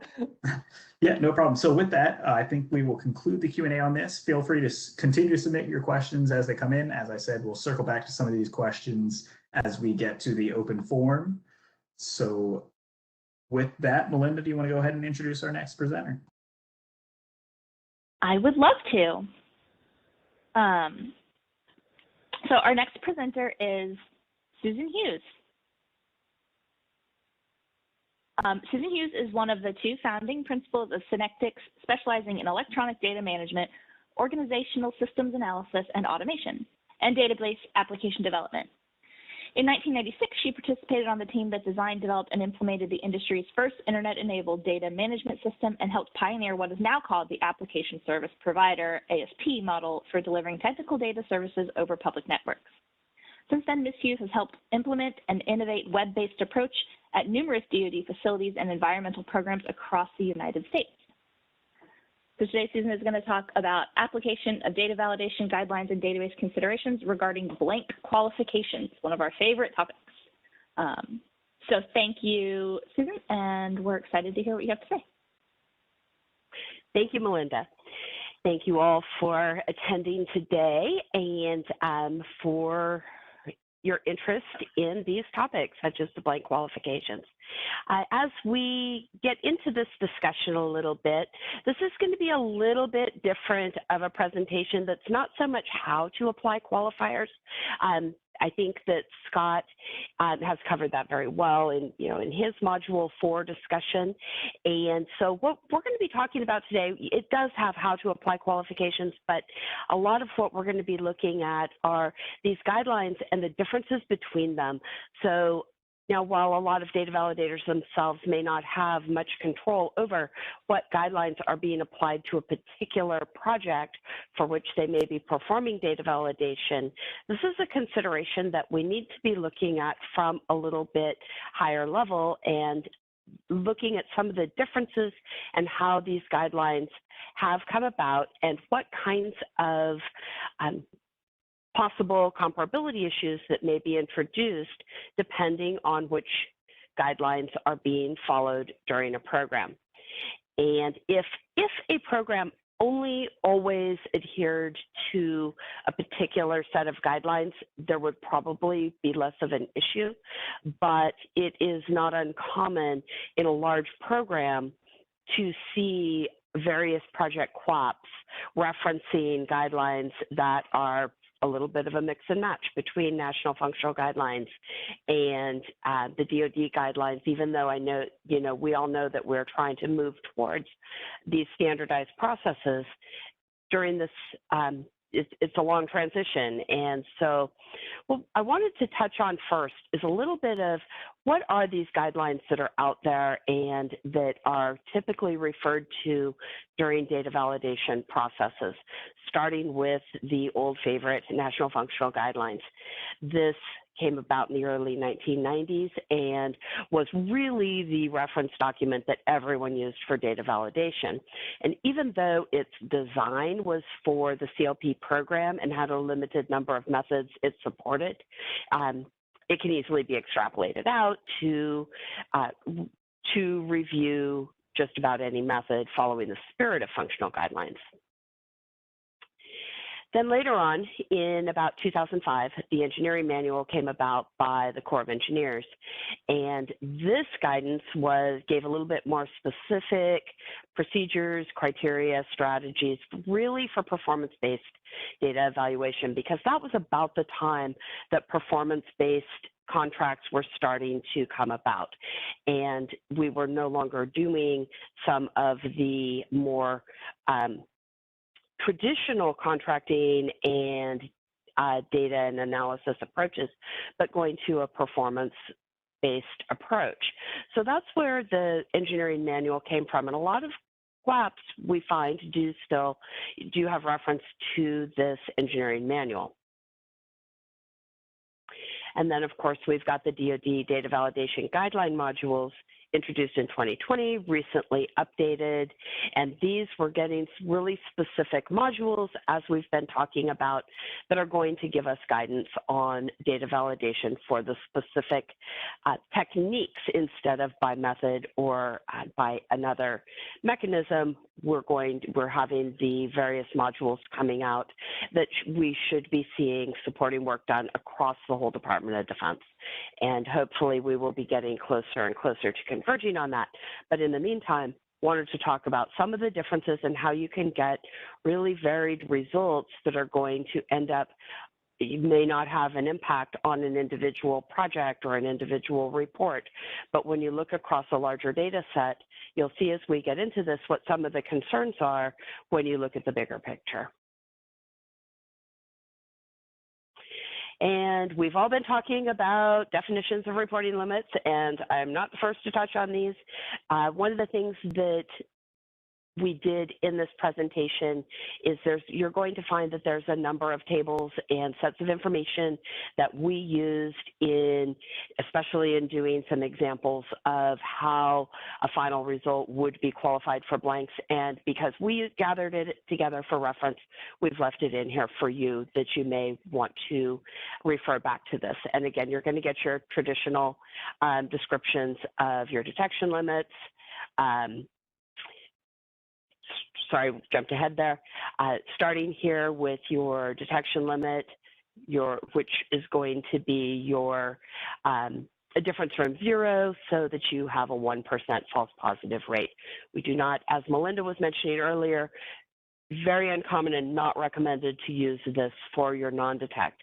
result. This is where you're going to be reporting positive at an estimated amount below your limit of detection or limit of quantitation, depending on what is being used for the non-detects. But you could get blank contamination in this range. Anything above that detection limit that is in your blank, we're going to be taking into account. Then we get to our actual non-detect reporting, the limit of detection, the smallest concentration where we can say that it is that the sample, that the concentration of the sample substance must be present to be detected with a 99% confidence. So here we're looking at our false negative rate of 1%, and that's why we can use this for our non-detect. Limit of quantitation, our smallest concentration that we can get a quantitative result. And these are the DoD limits that we are typically going to be talking about, and just wanted to get them defined again. When we get into the engineering manual, that's where we start seeing your method quantitation limits, similar to an LOQ, method reporting limits, and RDLs, language that we don't hear as much in the DoD project, but obviously, as this is a Corps of Engineers manual, these do exist in the Department of Defense. So here's a crowded slide that we could never get away with a presentation, but this is talking about our non-detects and what we're going to do with the various modules. And so it's important to look at the differences between them. First, looking at the NFG, where we are going to do blank results down to the detection limit, and we're going to be evaluating results less than the quantitation limit as non-detects at that quantitation limit. The engineering manual is looking at takes more of the approach of sample results less than the method reporting limit, being non-detect at the method reporting limit. And then DoD is going to go down to the detection limit. So we're evaluating blank results down to the DL and going to be reporting a non-detect at the LOD if less than the LOD, and at the limit of quantitation if greater than the LOD. And these, we're going to give some specific examples, but as you can see, there are 3 different approaches here. One of the things that we're looking at here, if the result greater than the detection limit, less than the LOD, then the result is considered non-detect at the sample result and qualified U. And so here we're still talking about the DoD manuals. So how are we going to report this in a database? Here we're looking at a case where it actually appears that the result is less than the limit of detection. These are just some sort of inconsistencies when you get all the way into the results, into following the guidance. And again, we're going to look at some specific examples to hopefully make it a little bit easier to understand what we're looking at. But if we have a sample result below the limit of detection and we're directed to use that sample result as our non-detect, we actually lowered the sensitivity, which of course is not something that actually could occur. Then if we are looking at a result greater than the limit of detection, less than the LOQ, and the result is non-detect, we would raise the limit of detection up to the sample result, which we're going to talk a little bit more about database considerations and how are we going to represent it. Obviously, if you're filling out a table, this is simple enough to do, where you're simply going to say non-detect at this limit of detection, which is now higher. So we're going to talk a little bit about database fields and how you store these various results so that you get the reporting that you want, but you don't lose legal traceability. So here's our example of we've got the engineering manual, the National Functional Guidelines, the DoD guidelines, and then the DoD PFAS, which is the one that the guidance appears to suggest that we could lower our detection limit. And that is something that has been in discussion because that is a concern. So in our first example here, we have a detection limit of 0.5 ppb and a limited detection of 1 ppb. So there is no way we should ever be able to have a non-detect less than the LOD because that is our limit of detection, right? So our direction, so in our example, we've got 2 parts per billion in our blank and 0.8 in our sample. So our 0.8 is the sample result less than the LOD and could be reported. Had there been no blank contamination, we would have a 0.8J estimated as a trace value.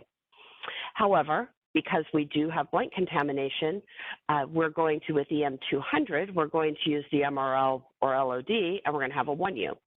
If we were using national functional guidelines, because our LOQ is 5 parts per billion, it would be 5U. If we're using DoD, and this is not a PFAS analysis, similar to the EM200, we're going to be non-detect at our limit of detection, so 1U. And here's the kind of the little bit of the problem when we have the DoD PFAS. If we are to qualify at the sample result, we now have a 0.8U.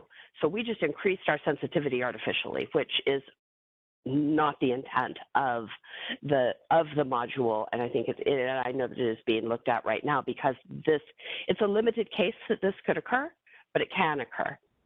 So, and this has nothing to do with program, or like this could happen, I don't know, under an Air Force project or a FUDS project. This is, when you look at this, has nothing to do with the program it's under. What it has to do with is which guidance document is being followed.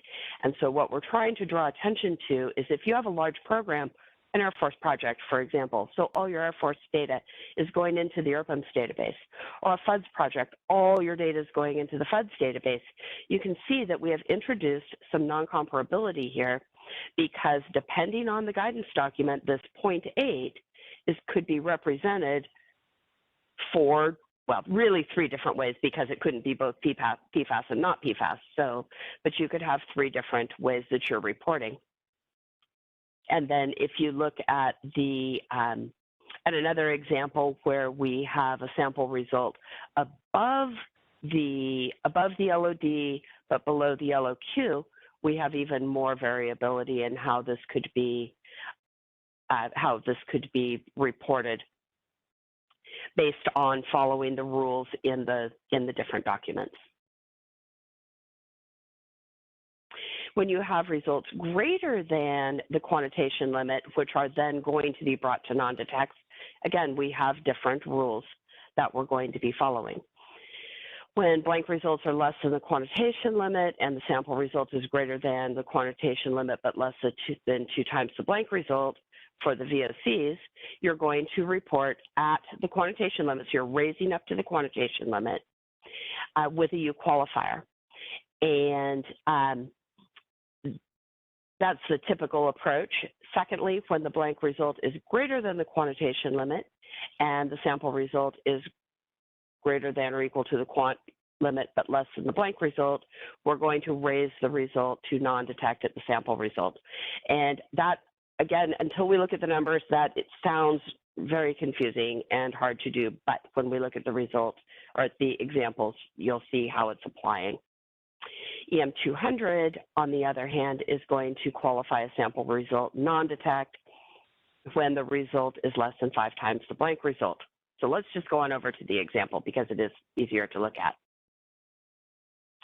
So here we have our example of a blank result of 4 parts per billion. So again, above the LOD, less than the LOQ in our first example. And our sample result in this case is above the LOQ. So our final result, depending on how the EM200 guidance is applied, you're either going to have a 6UN or a 20U, and National Functional Guidelines would have a 5U. And here, in this example, the qualification rule does cause the result to be reported less than the original based on following the specific rules. Getting back into then looking at one where our sample result is above the LOQ, we again have differences in reporting based on the two guidance documents. Results to get qualified as estimated are laid out. These are going to have different qualification goals based on whether it is inorganic, organic, in national functional guidelines. The engineering manual is going to have a different set of results as well. J+ when the result is greater than 5 times the blank result and less than 20 times. So between 5 times and 20 times the blank result, when your sample is in that range, you're going to go with a J+. The DoD modules similarly will do a positive bias estimate when the result is greater than the LOQ, less than or equal to 5 times the blank result, and 5 times the blank. So our example on this one.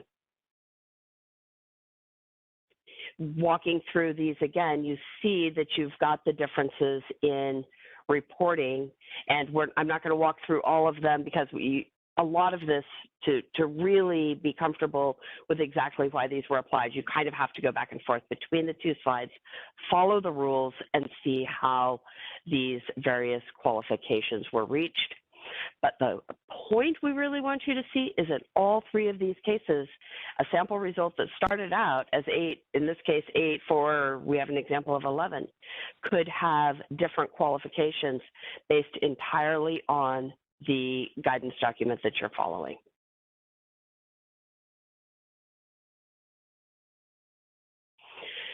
So that is the first kind of consideration that we wanted to talk about, the idea that if we kept these guidance documents completely separate and within their own programs, you would not be introducing comparability issues that should not be introduced.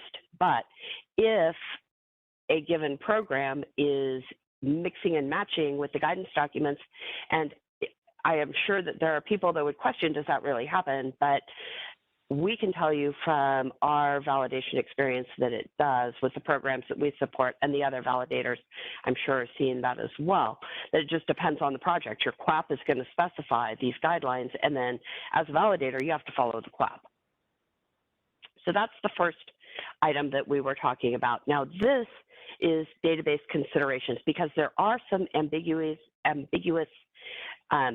possibly language in primarily the DoD module where it talks about the B flag, and that has introduced some questions that we wanted to be sure that we clarified, that from a database perspective and when applying blank qualifiers to sample results, there's never a time in which the laboratory's qualifiers are either overwritten or concatenated with the validation qualifiers. They're completely separate.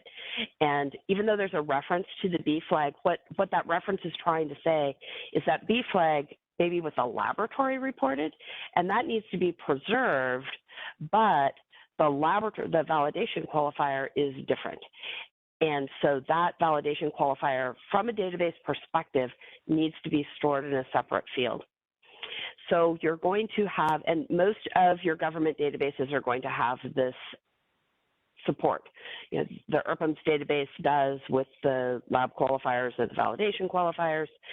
So does the FedScam program and the Navy program. So there's 2 separate qualifiers there. And they don't concatenate, a validator would want to take the lab's qualifier into consideration, but that is not the qualifier that the validator is applying to the data. As we move into the data usability, which Melinda referenced earlier on today, there's really a 3rd qualifier, which is the final qualifier. And that was less important before the X's came about, which the X's are not really blank qualifiers, but since we're talking about fields, I just wanted to touch on this.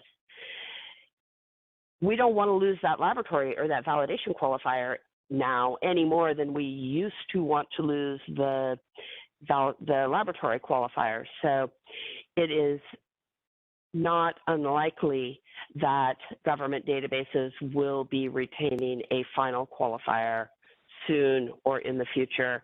The FUDS program already does, and other programs are probably going to start that as well, because we now, just like we didn't want to remove that B flag or the laboratory flag, we're not going to want to lose that validator's X flag, or if a flag is modified for another reason during data usability.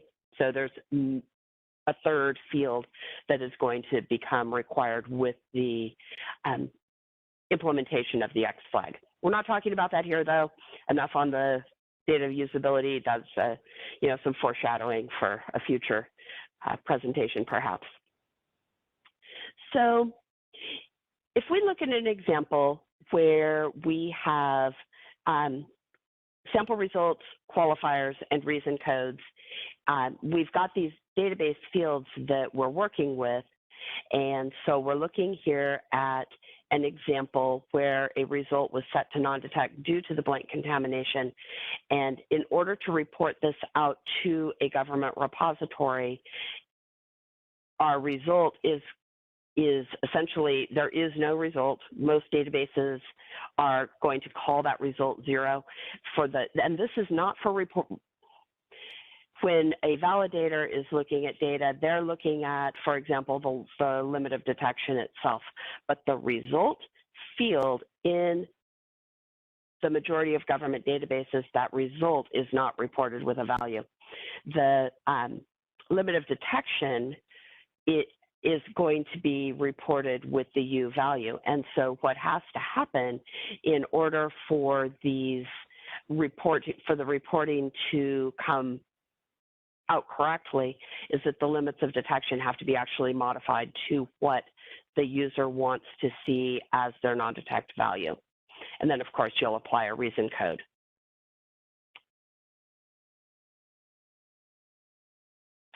So this is an example of when a sample result is greater than the limit of quantitation, less than the 5 times the blank result, your limit of quantitation is going to be actually set to the sample result. And this is kind of referencing back to, for legal traceability, if you are going to be delivering to a government repository that we have to say what our limit of quantitation now is, it's important to retain that original value so that we do know what the laboratory delivered as opposed to what is being reported. But in order to say that we're non-detect at the LOQ, if the LOQ is being raised to the sample result, there has to be a way to record that, and when it is ultimately delivered, that is the value. So if your limit of quantitation were 5 and your sample result were 8, in order to get the LOQ plus a U, 8 has to go in the LOQ field.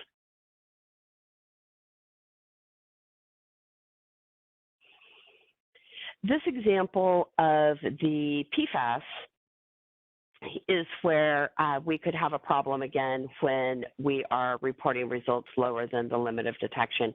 We would recommend that the limit of detection not be adjusted down to account for the qualification, even though the sample result greater than the detection limit is, we're directed to do that. Lowering the LOD would actually cause a problem for your overall sensitivity.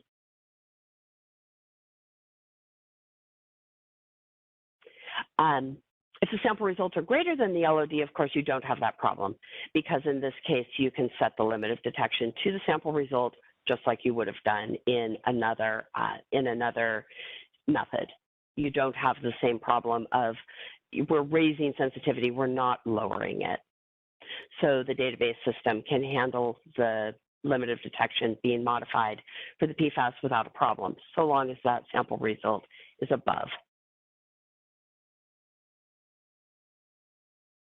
Again, we're just making a real quick reference here because with blanks, in order to meet reporting requirements, changes are being made to the data. It is important to keep copies of original laboratory data as it's submitted so that validators can qualify their data as needed and ensure all the traceability that's required. Most of this happens behind the scenes. Again, these are things that may not affect a validator day to day, but there's questions have come up in the past as to what's actually happening to the data. And so that's where we wanted to cover. This is a way of handling it. Other automated systems, there may be other ways, but the long and the short of it is you need to be reporting your non-detects at those adjusted values, and retaining the original data is extremely important, even though in most cases that is not going to be delivered to a repository. Now, in some cases it will, but like the SED specification, for example, allows for tracking all of the various information that is being delivered, but that's at a laboratory level. And so once data goes into a database, you're going to have changes in how that data is stored compared to how it was originally delivered. Now, those SED deliverables are a great way to have original laboratory data preserved, but not all projects, that's just one example of a way of retaining your lab data. Because once it's in the database, it's going to be used and reported off of those fields. And so it's important to remember that a SED deliverable is great documentation, but it's not what's actually being queried in a database. Here's where we've got a lot of tables that I'm not going to talk about. It's got all the really specific information and giving you national functional guidelines, organics, volatiles, non-volatiles, EM200, DoD. So these are things that should you wish to refer back to, you have it all here to see exactly how to do these various qualifications, but we are not going to talk through them. So in the end, this is just a summary of the different guidance documents. All of the documents, with the exception of the PFAS, does come to the conclusion that anything less than whether you're using the LOD or the PQL, you're going to be non-detect at one of those limits, and that is depending on the result concentration. It's only the PFAS that indicates that we could go below the LOD. And we think that's going to be corrected. Now, the inorganic National Functional Guidelines is the only one that breaks out instrument blanks and qualifies the sample results differently than the preparation blanks or the method blanks. National Functional Guidelines for organics indicates reporting results between the LOQ and the blanks as non-detect at the result. Inorganics is going to take that sample result and end up estimating it with a J+. So there's a little bit of a difference there. Organics has an option to report the result as a J+ if greater than the blank result. And the DoD manuals have the validator reporting results down to the LOD or LOQ, depending on the sample result concentration and in relation to the LOD or LOQ. It's not an option, it's where that sample result fell. And then we've got our PFAS anomaly. So the conclusion here is that reported results can really vary significantly based on which guidance document is followed, and that can artificially diminish comparability within a larger data set, not within an individual set, but across a larger set. And so that's a lot of what we were wanting to talk about, some general inconsistencies that validators need to keep in mind, and then also that projects and programs need to be thinking about as to how these blanks can end up affecting our data and introducing comparability issues that did not need to be brought into the project. And that is going to bring us to a conclusion. So, any questions? Yeah, if you have any questions specific to this presentation, please submit them now. We have received a few, but they seem to be more general towards the data review and management subgroup. So thank you for your comparison tables. Is the NFG guidance presented based on 2017 or the newer November 2020 guidance? The newest. This is all the newest guidance.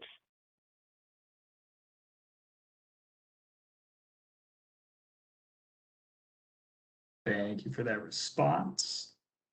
Like I said, if you have any questions specific to Susan's presentation, please bring those up now. And if not, we can move to the open forum, which will address some of these questions that are still standing. And also, we can also address any questions to Susan at that time as well. Just give another minute or so.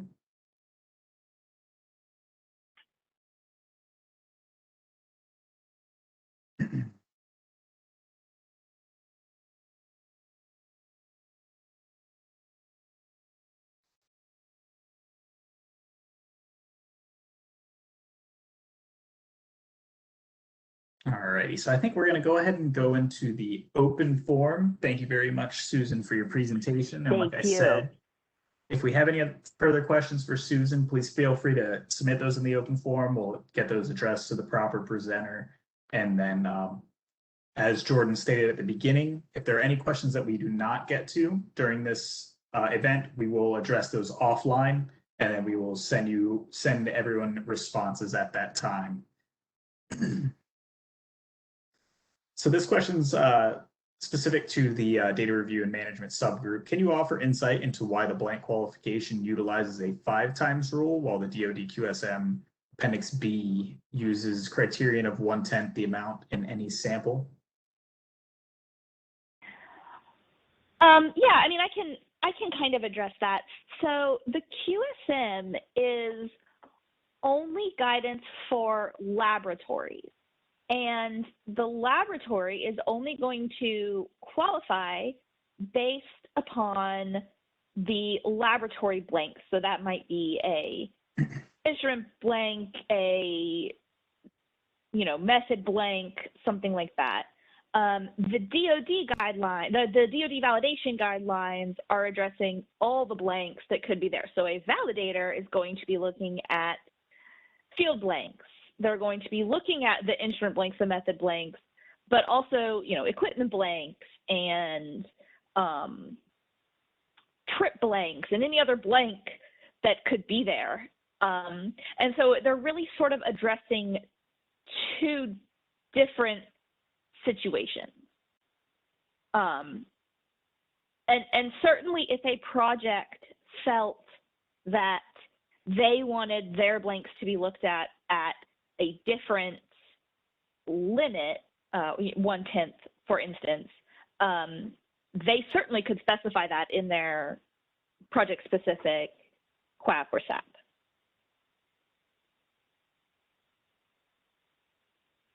Thank you, Melinda, for that response. This is another question kind of for the data review and management subgroup. Can the DoD data validation modules be cited as validation guidance for non-DoD projects without the X qualifier? Has EPA accepted these modules for validation guidance when NFG isn't applicable for SW846 methods?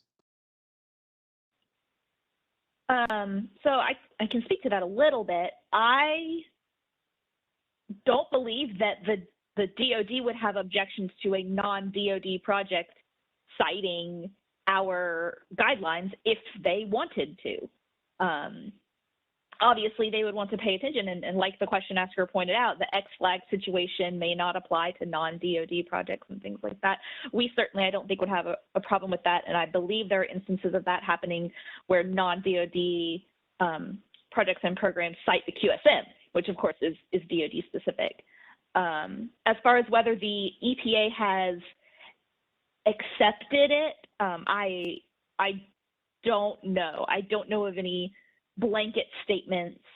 Certainly if somebody knows if they're out there, let me know, but I don't know any off the top of my head. Yes.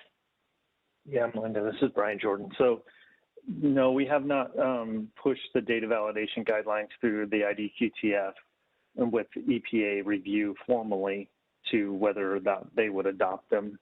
I'm not, and Jordan, if you're still on, I'm not anticipating that we will try to get their formal agreement with them either to be applicable to non-DoD or EPA type Superfund work. So we'll probably, we have shared them, but we're probably not looking for their concurrence. So Brian, yes, this is Jordan. I'm still on the line. So just like the DoD QSM doesn't go through EPA, EPA doesn't review and provide approval to our QSM. It's sort of the same situation. But this is something where as projects, you specify this in your QAP, right? So as your project is developing and your project team is working on developing your QAP, this is a topic for discussion for the project team. But as discussed, and as some of the presentations have gone through this afternoon, right, the National Functional Guidelines really weren't written for the methods as we used them in the, as we do for most of the DoD cleanup activities. So, so we don't anticipate there being sort of an issue with regulatory buy-in, but this is something that should be addressed in the project planning phase.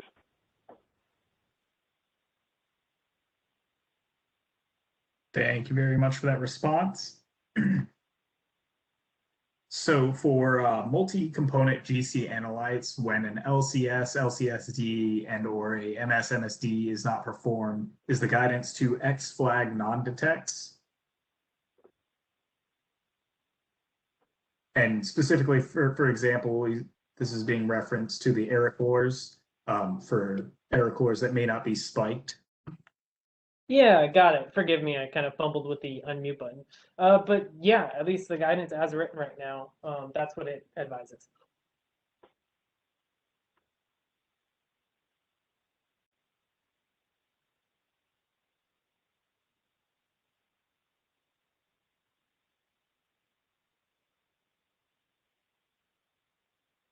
Thank you for that response. We had a clarification on that question regarding method 8021. So most labs cannot or will not provide second column confirmation for 8021. Should 8260 be recommended instead? Yeah, good question. So let me sort of clarify, and perhaps it's something I could have made a point of in my presentation, but confirmation can be achieved via dual column or dual detector, right? You can use two dissimilar detectors for confirmation. So you certainly can do it via dual detectors. It doesn't have to be dual column, and that kind of solves the problem. Whether or not 8260 is appropriate, I'm not sure. I don't want to necessarily go into that because that will depend on a lot of things. But I just want to at least verify that you can also achieve it via dual detector, and that's probably what the lab is doing when they say that they don't do dual column.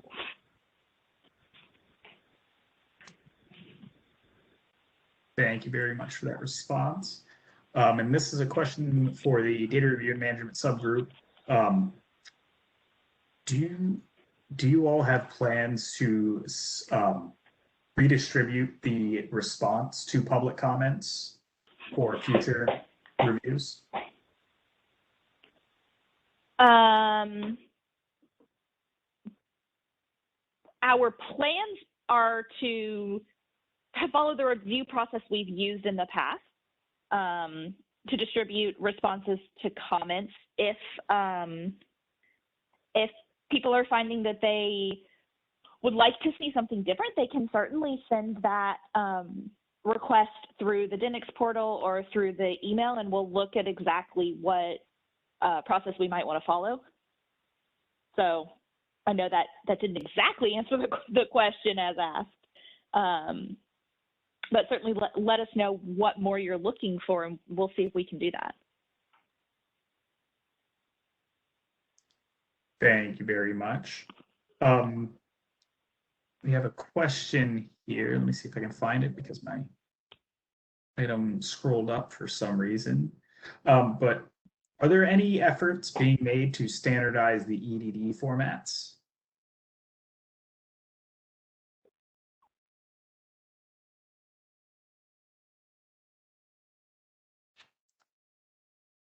I guess I'll jump in on this one. I've stopped trying to go way up that hill.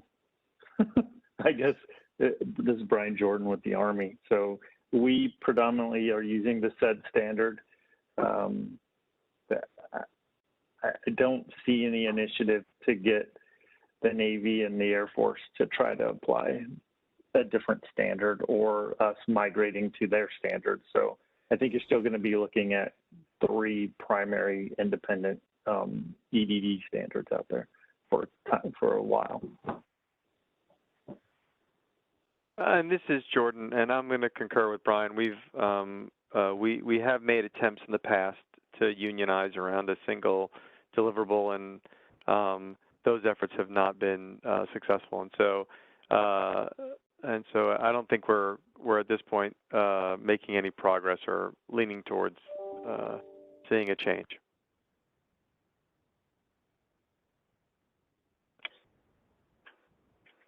Thank you very much.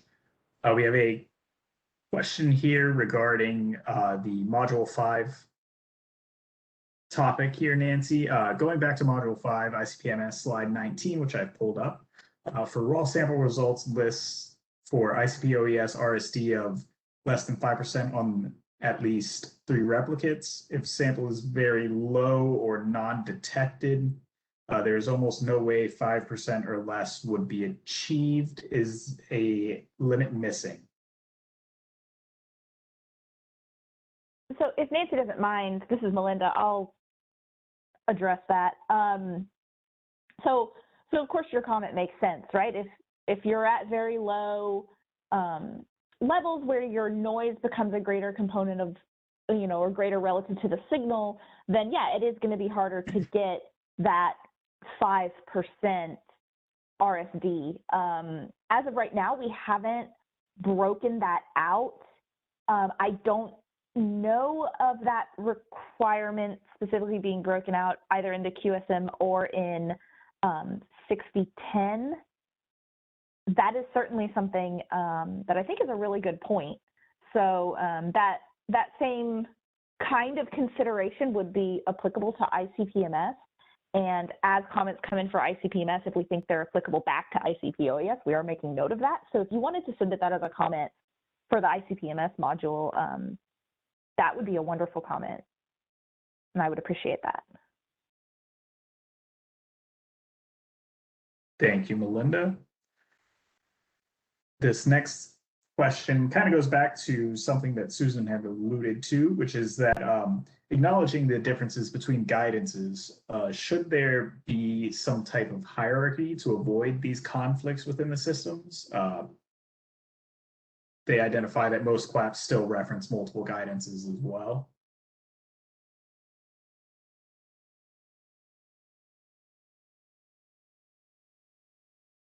I guess I'll jump in here. My personal opinion is the hierarchy is that your project-specific quality assurance project plan rules. So that's the hierarchy. What's in that plan and what your team lays out is what should be your hierarchy of which way you apply the flagging. That probably doesn't help because many of you have your opinions about whether national functional guidelines or the DoD guidelines should be used more often, but really has to come back to those project teams to outline what that hierarchy is for you. So what I'm hearing you say, Brian, just if you don't mind me paraphrasing, is that yes, there should be a hierarchy and that it's up to the project to establish that hierarchy.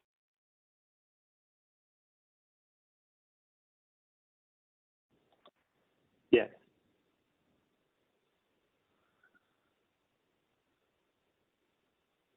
Thank you.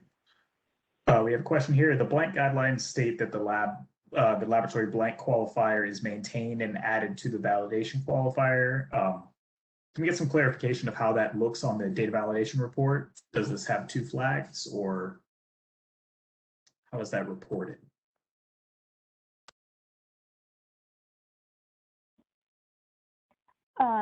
Susie, did you have an example in your presentation of that?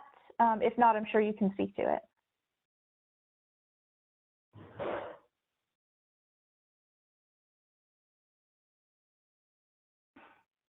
And you may be muted if you're talking. Yes, I'm muted. I'm looking for, is that one on the Q&A? I just want to be sure I'm answering it correctly. I don't see it quite yet. Yes, or can you rephrase it one more time? It is 3rd from the bottom.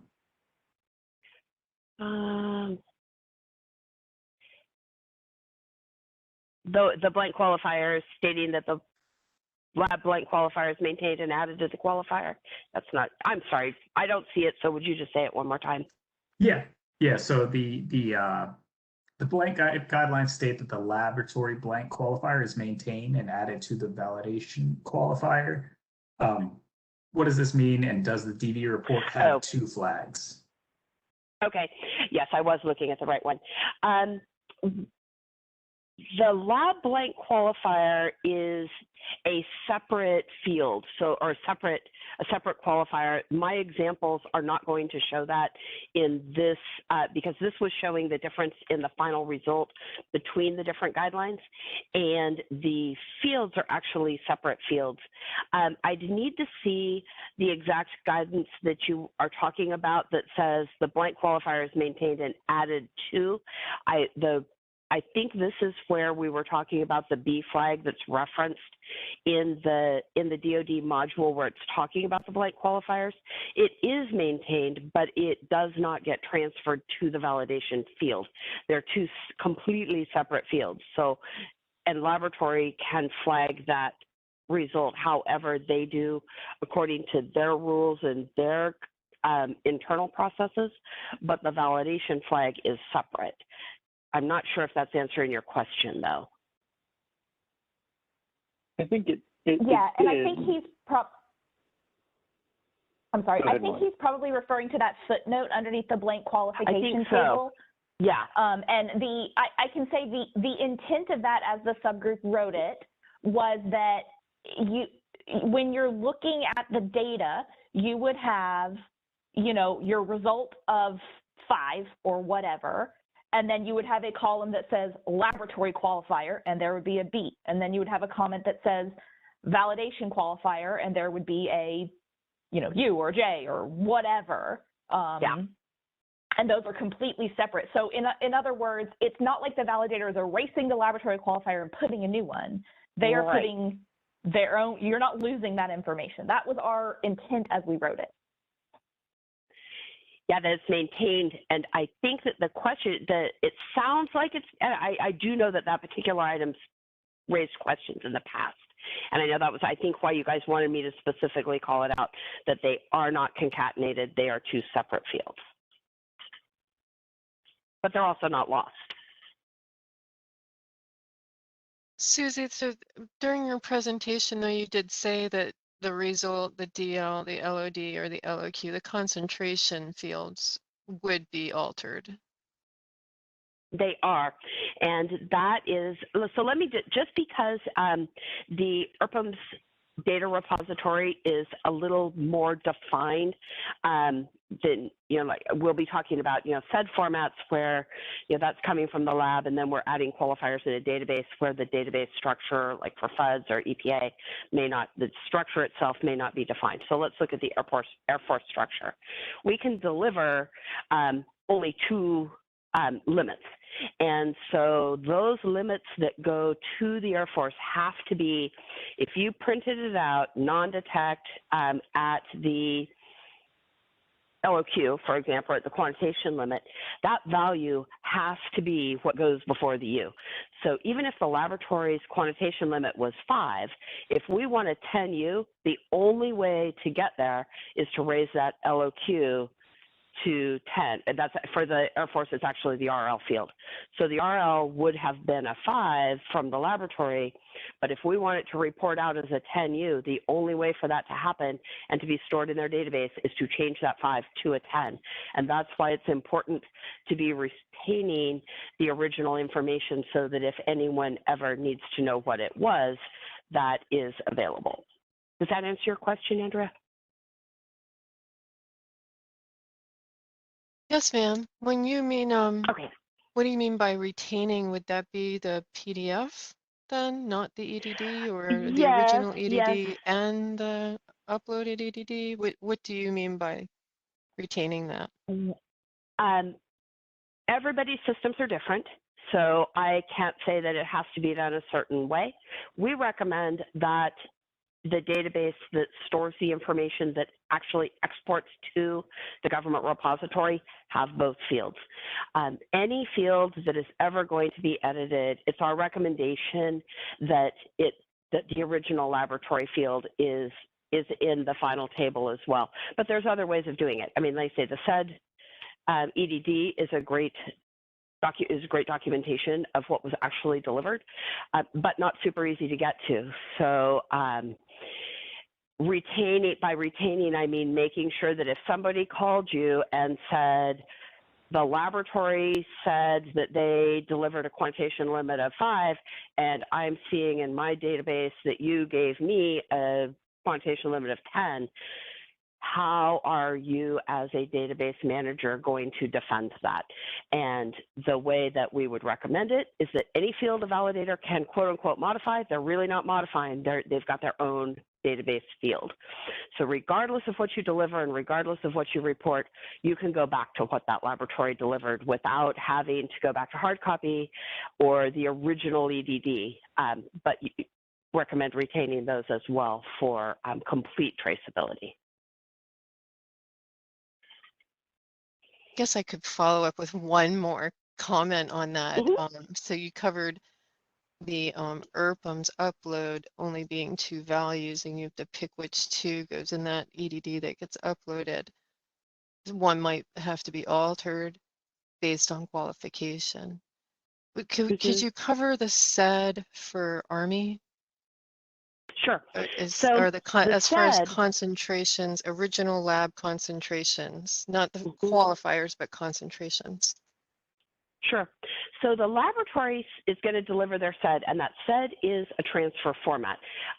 So it's going to come over very, clearly tagged, defined that this is, you'd have, let's say, a reporting limit 10, reporting limit type, quantitation limit, reporting limit 5, reporting limit type, limit of detection.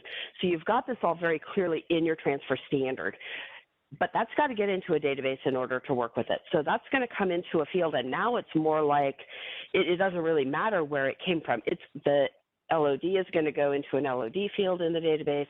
The quantitation limit's going to go into a quantitation limit field in the database.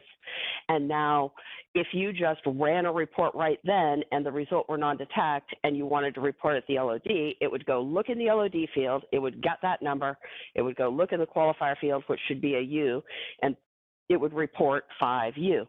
But now if we have to adjust that LOD, for, let's say we've got our sample result in between the LOD and the LOQ, and our sample result was 7, the only way to get 7U to come out is you've got to modify that LOD. So now we're back to the same exact scenario we were in if we were going to deliver to the Air Force, because now we're working with a database, and when you report, you tell it, get the limit of detection and put the qualifier on it, and that's your result. And if we want that to come out 7U, that LOD field has to contain the number 7. So we've modified it from 5, and that's why a recommendation is that there's a lab limit of detection and a validator limit of detection. And the system would look at the validator. And then as it rolls into this data usability, there would need to be a third, and so that an actual final report preserves the lab, preserves the val, but reports the final.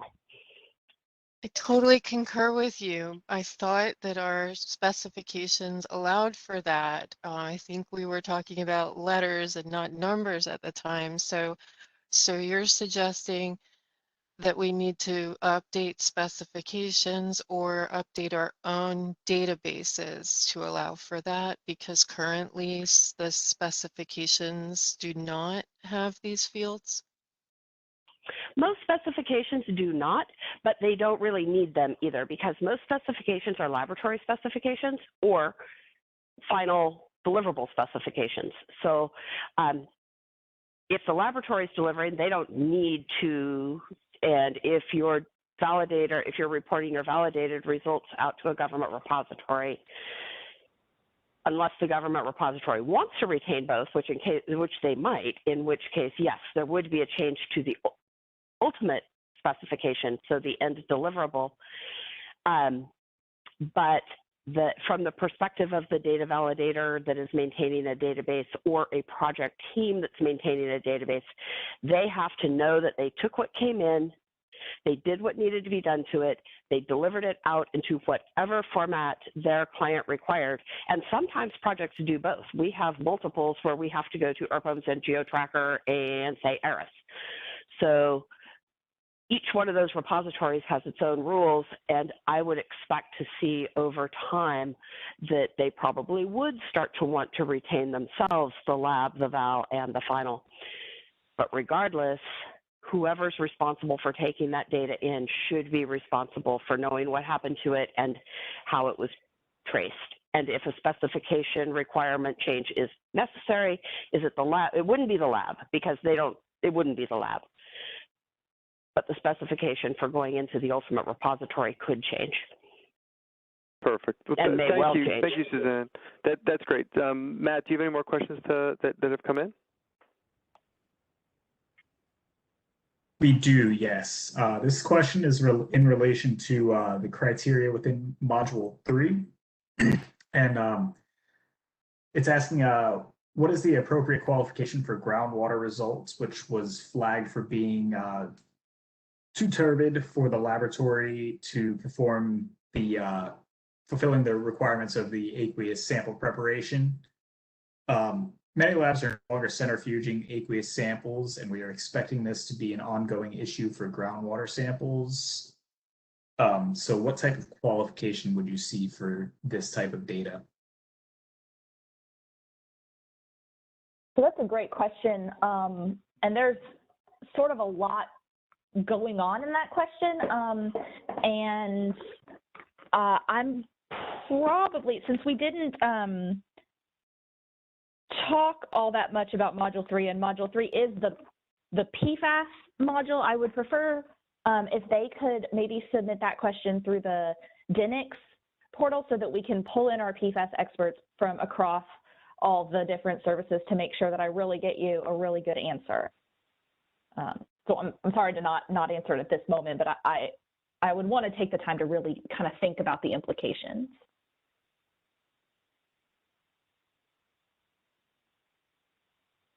Thank you very much for that response, Melinda.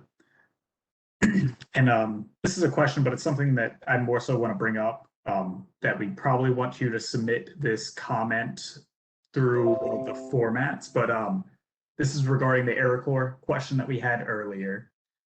So there's just concern of the fact that all AeroCores are going to have to be spiked. So if you wouldn't mind submitting that question through the DNIX process, and we will try and get that addressed. And if there's something that needs to be updated within the data validation documents, then we will look into addressing those.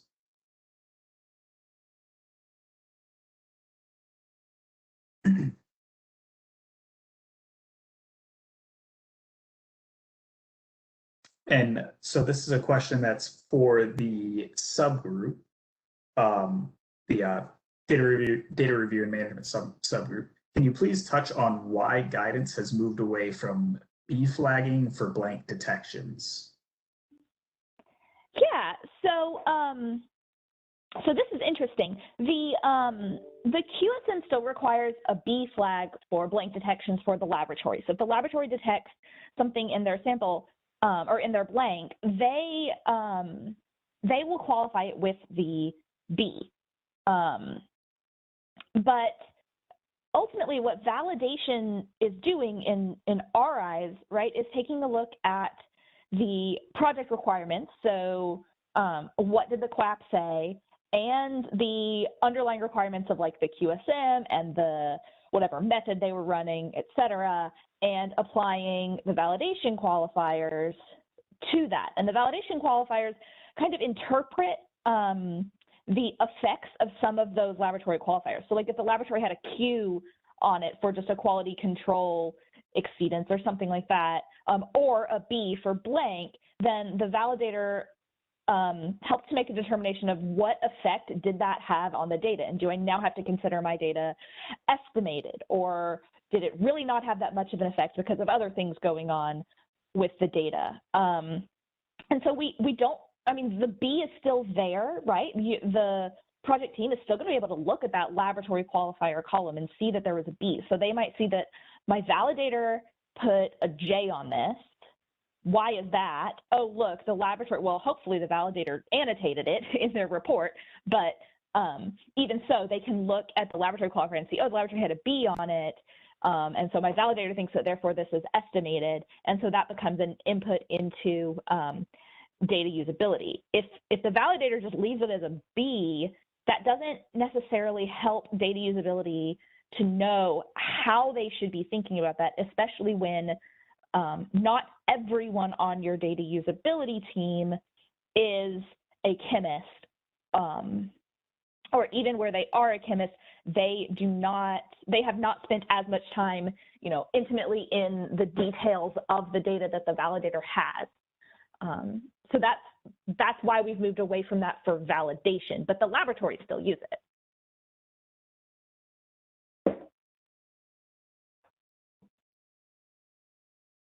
Thank you, Melinda. I'm just looking through to see if we have anything else.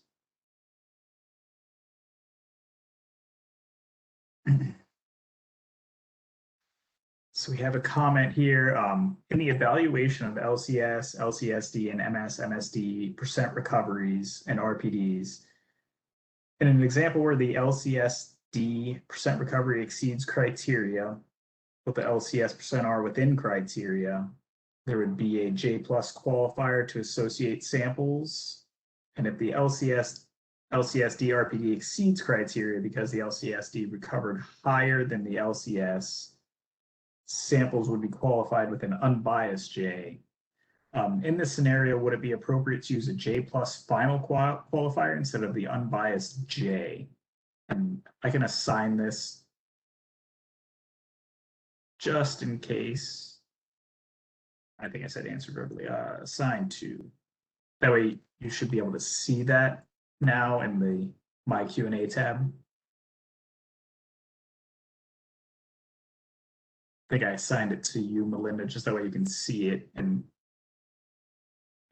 yeah, I can see it. okay.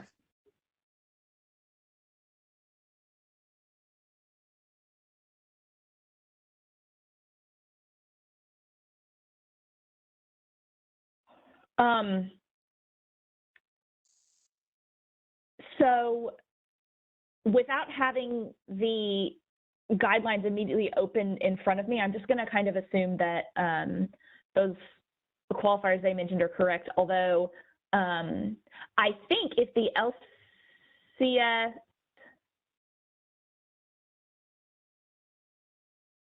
okay, I see, yes. Okay, so one of the LCS exceeded criteria, so it got a J+. In the same batch, the LCSD RPD exceeded criteria, and so that's applying a J. So I would think that you could do if those are the only two criteria, then yes, you can say that this is J+, because the RPD exceeding doesn't give you knowledge about high or low bias, but the LCS, or in this case, the LCSD recovery exceeding does give you some knowledge about potential bias. So I would think that it would be appropriate to use the J+, assuming no other quality issues with that data. Hey, Matthew. Yes. Can I answer Connie's question concerning, since these are just guidelines, if the project team agrees to use the B qualifier, can they use the B qualifier? I think that's fine if as long as the project understands where the final database is that this data is going to, if it's going to a data system, because a data system like eChem will not accept a B qualifier as its final qualifier. So you have to be careful about what your valid values for final qualifiers are.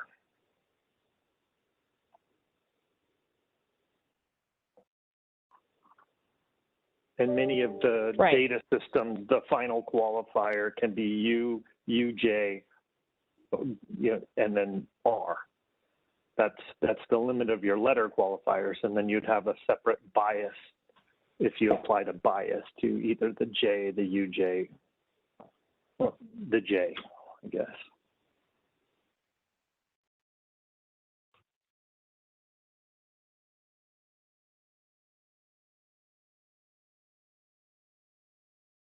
Thank you. And I think yeah. Oh, no, go ahead. I was going to say that is true. That is your final qualifier right out of data usability. So I would think if a project wanted their validator to apply a B, and then I guess their project chemist would then decide how to turn that into a final qualifier, a project could make that decision if they want.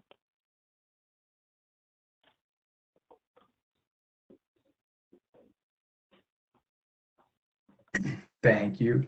And just to provide a little clarification on this PCB discussion, we're requesting that person submit that through our Denix portal. That way we can identify if this is a problem an unintentional problem that we wrote into our document. I know at the QSM document, we've had to offer some clarification on similar topics. So it's something that we want to look into if we have something improperly stated. So at this time, we will need to look into that further. But I believe that concludes all the questions that we've received.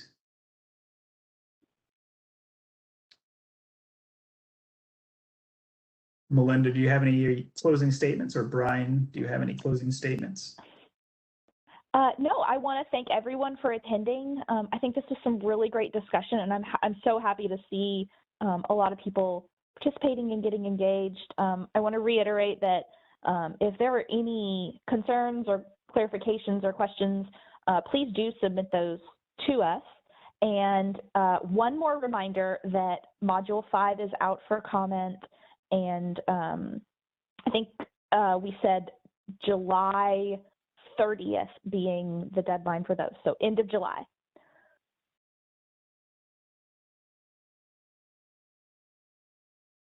And that is all I have.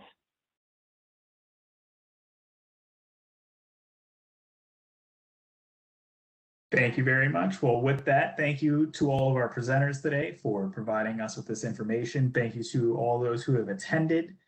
And I hope you all have a great 4th of July weekend and stay safe out there. Thank you all for checking in. Thank you. Thank you. Thank you all for organizing it and putting it together, and for everyone who attended.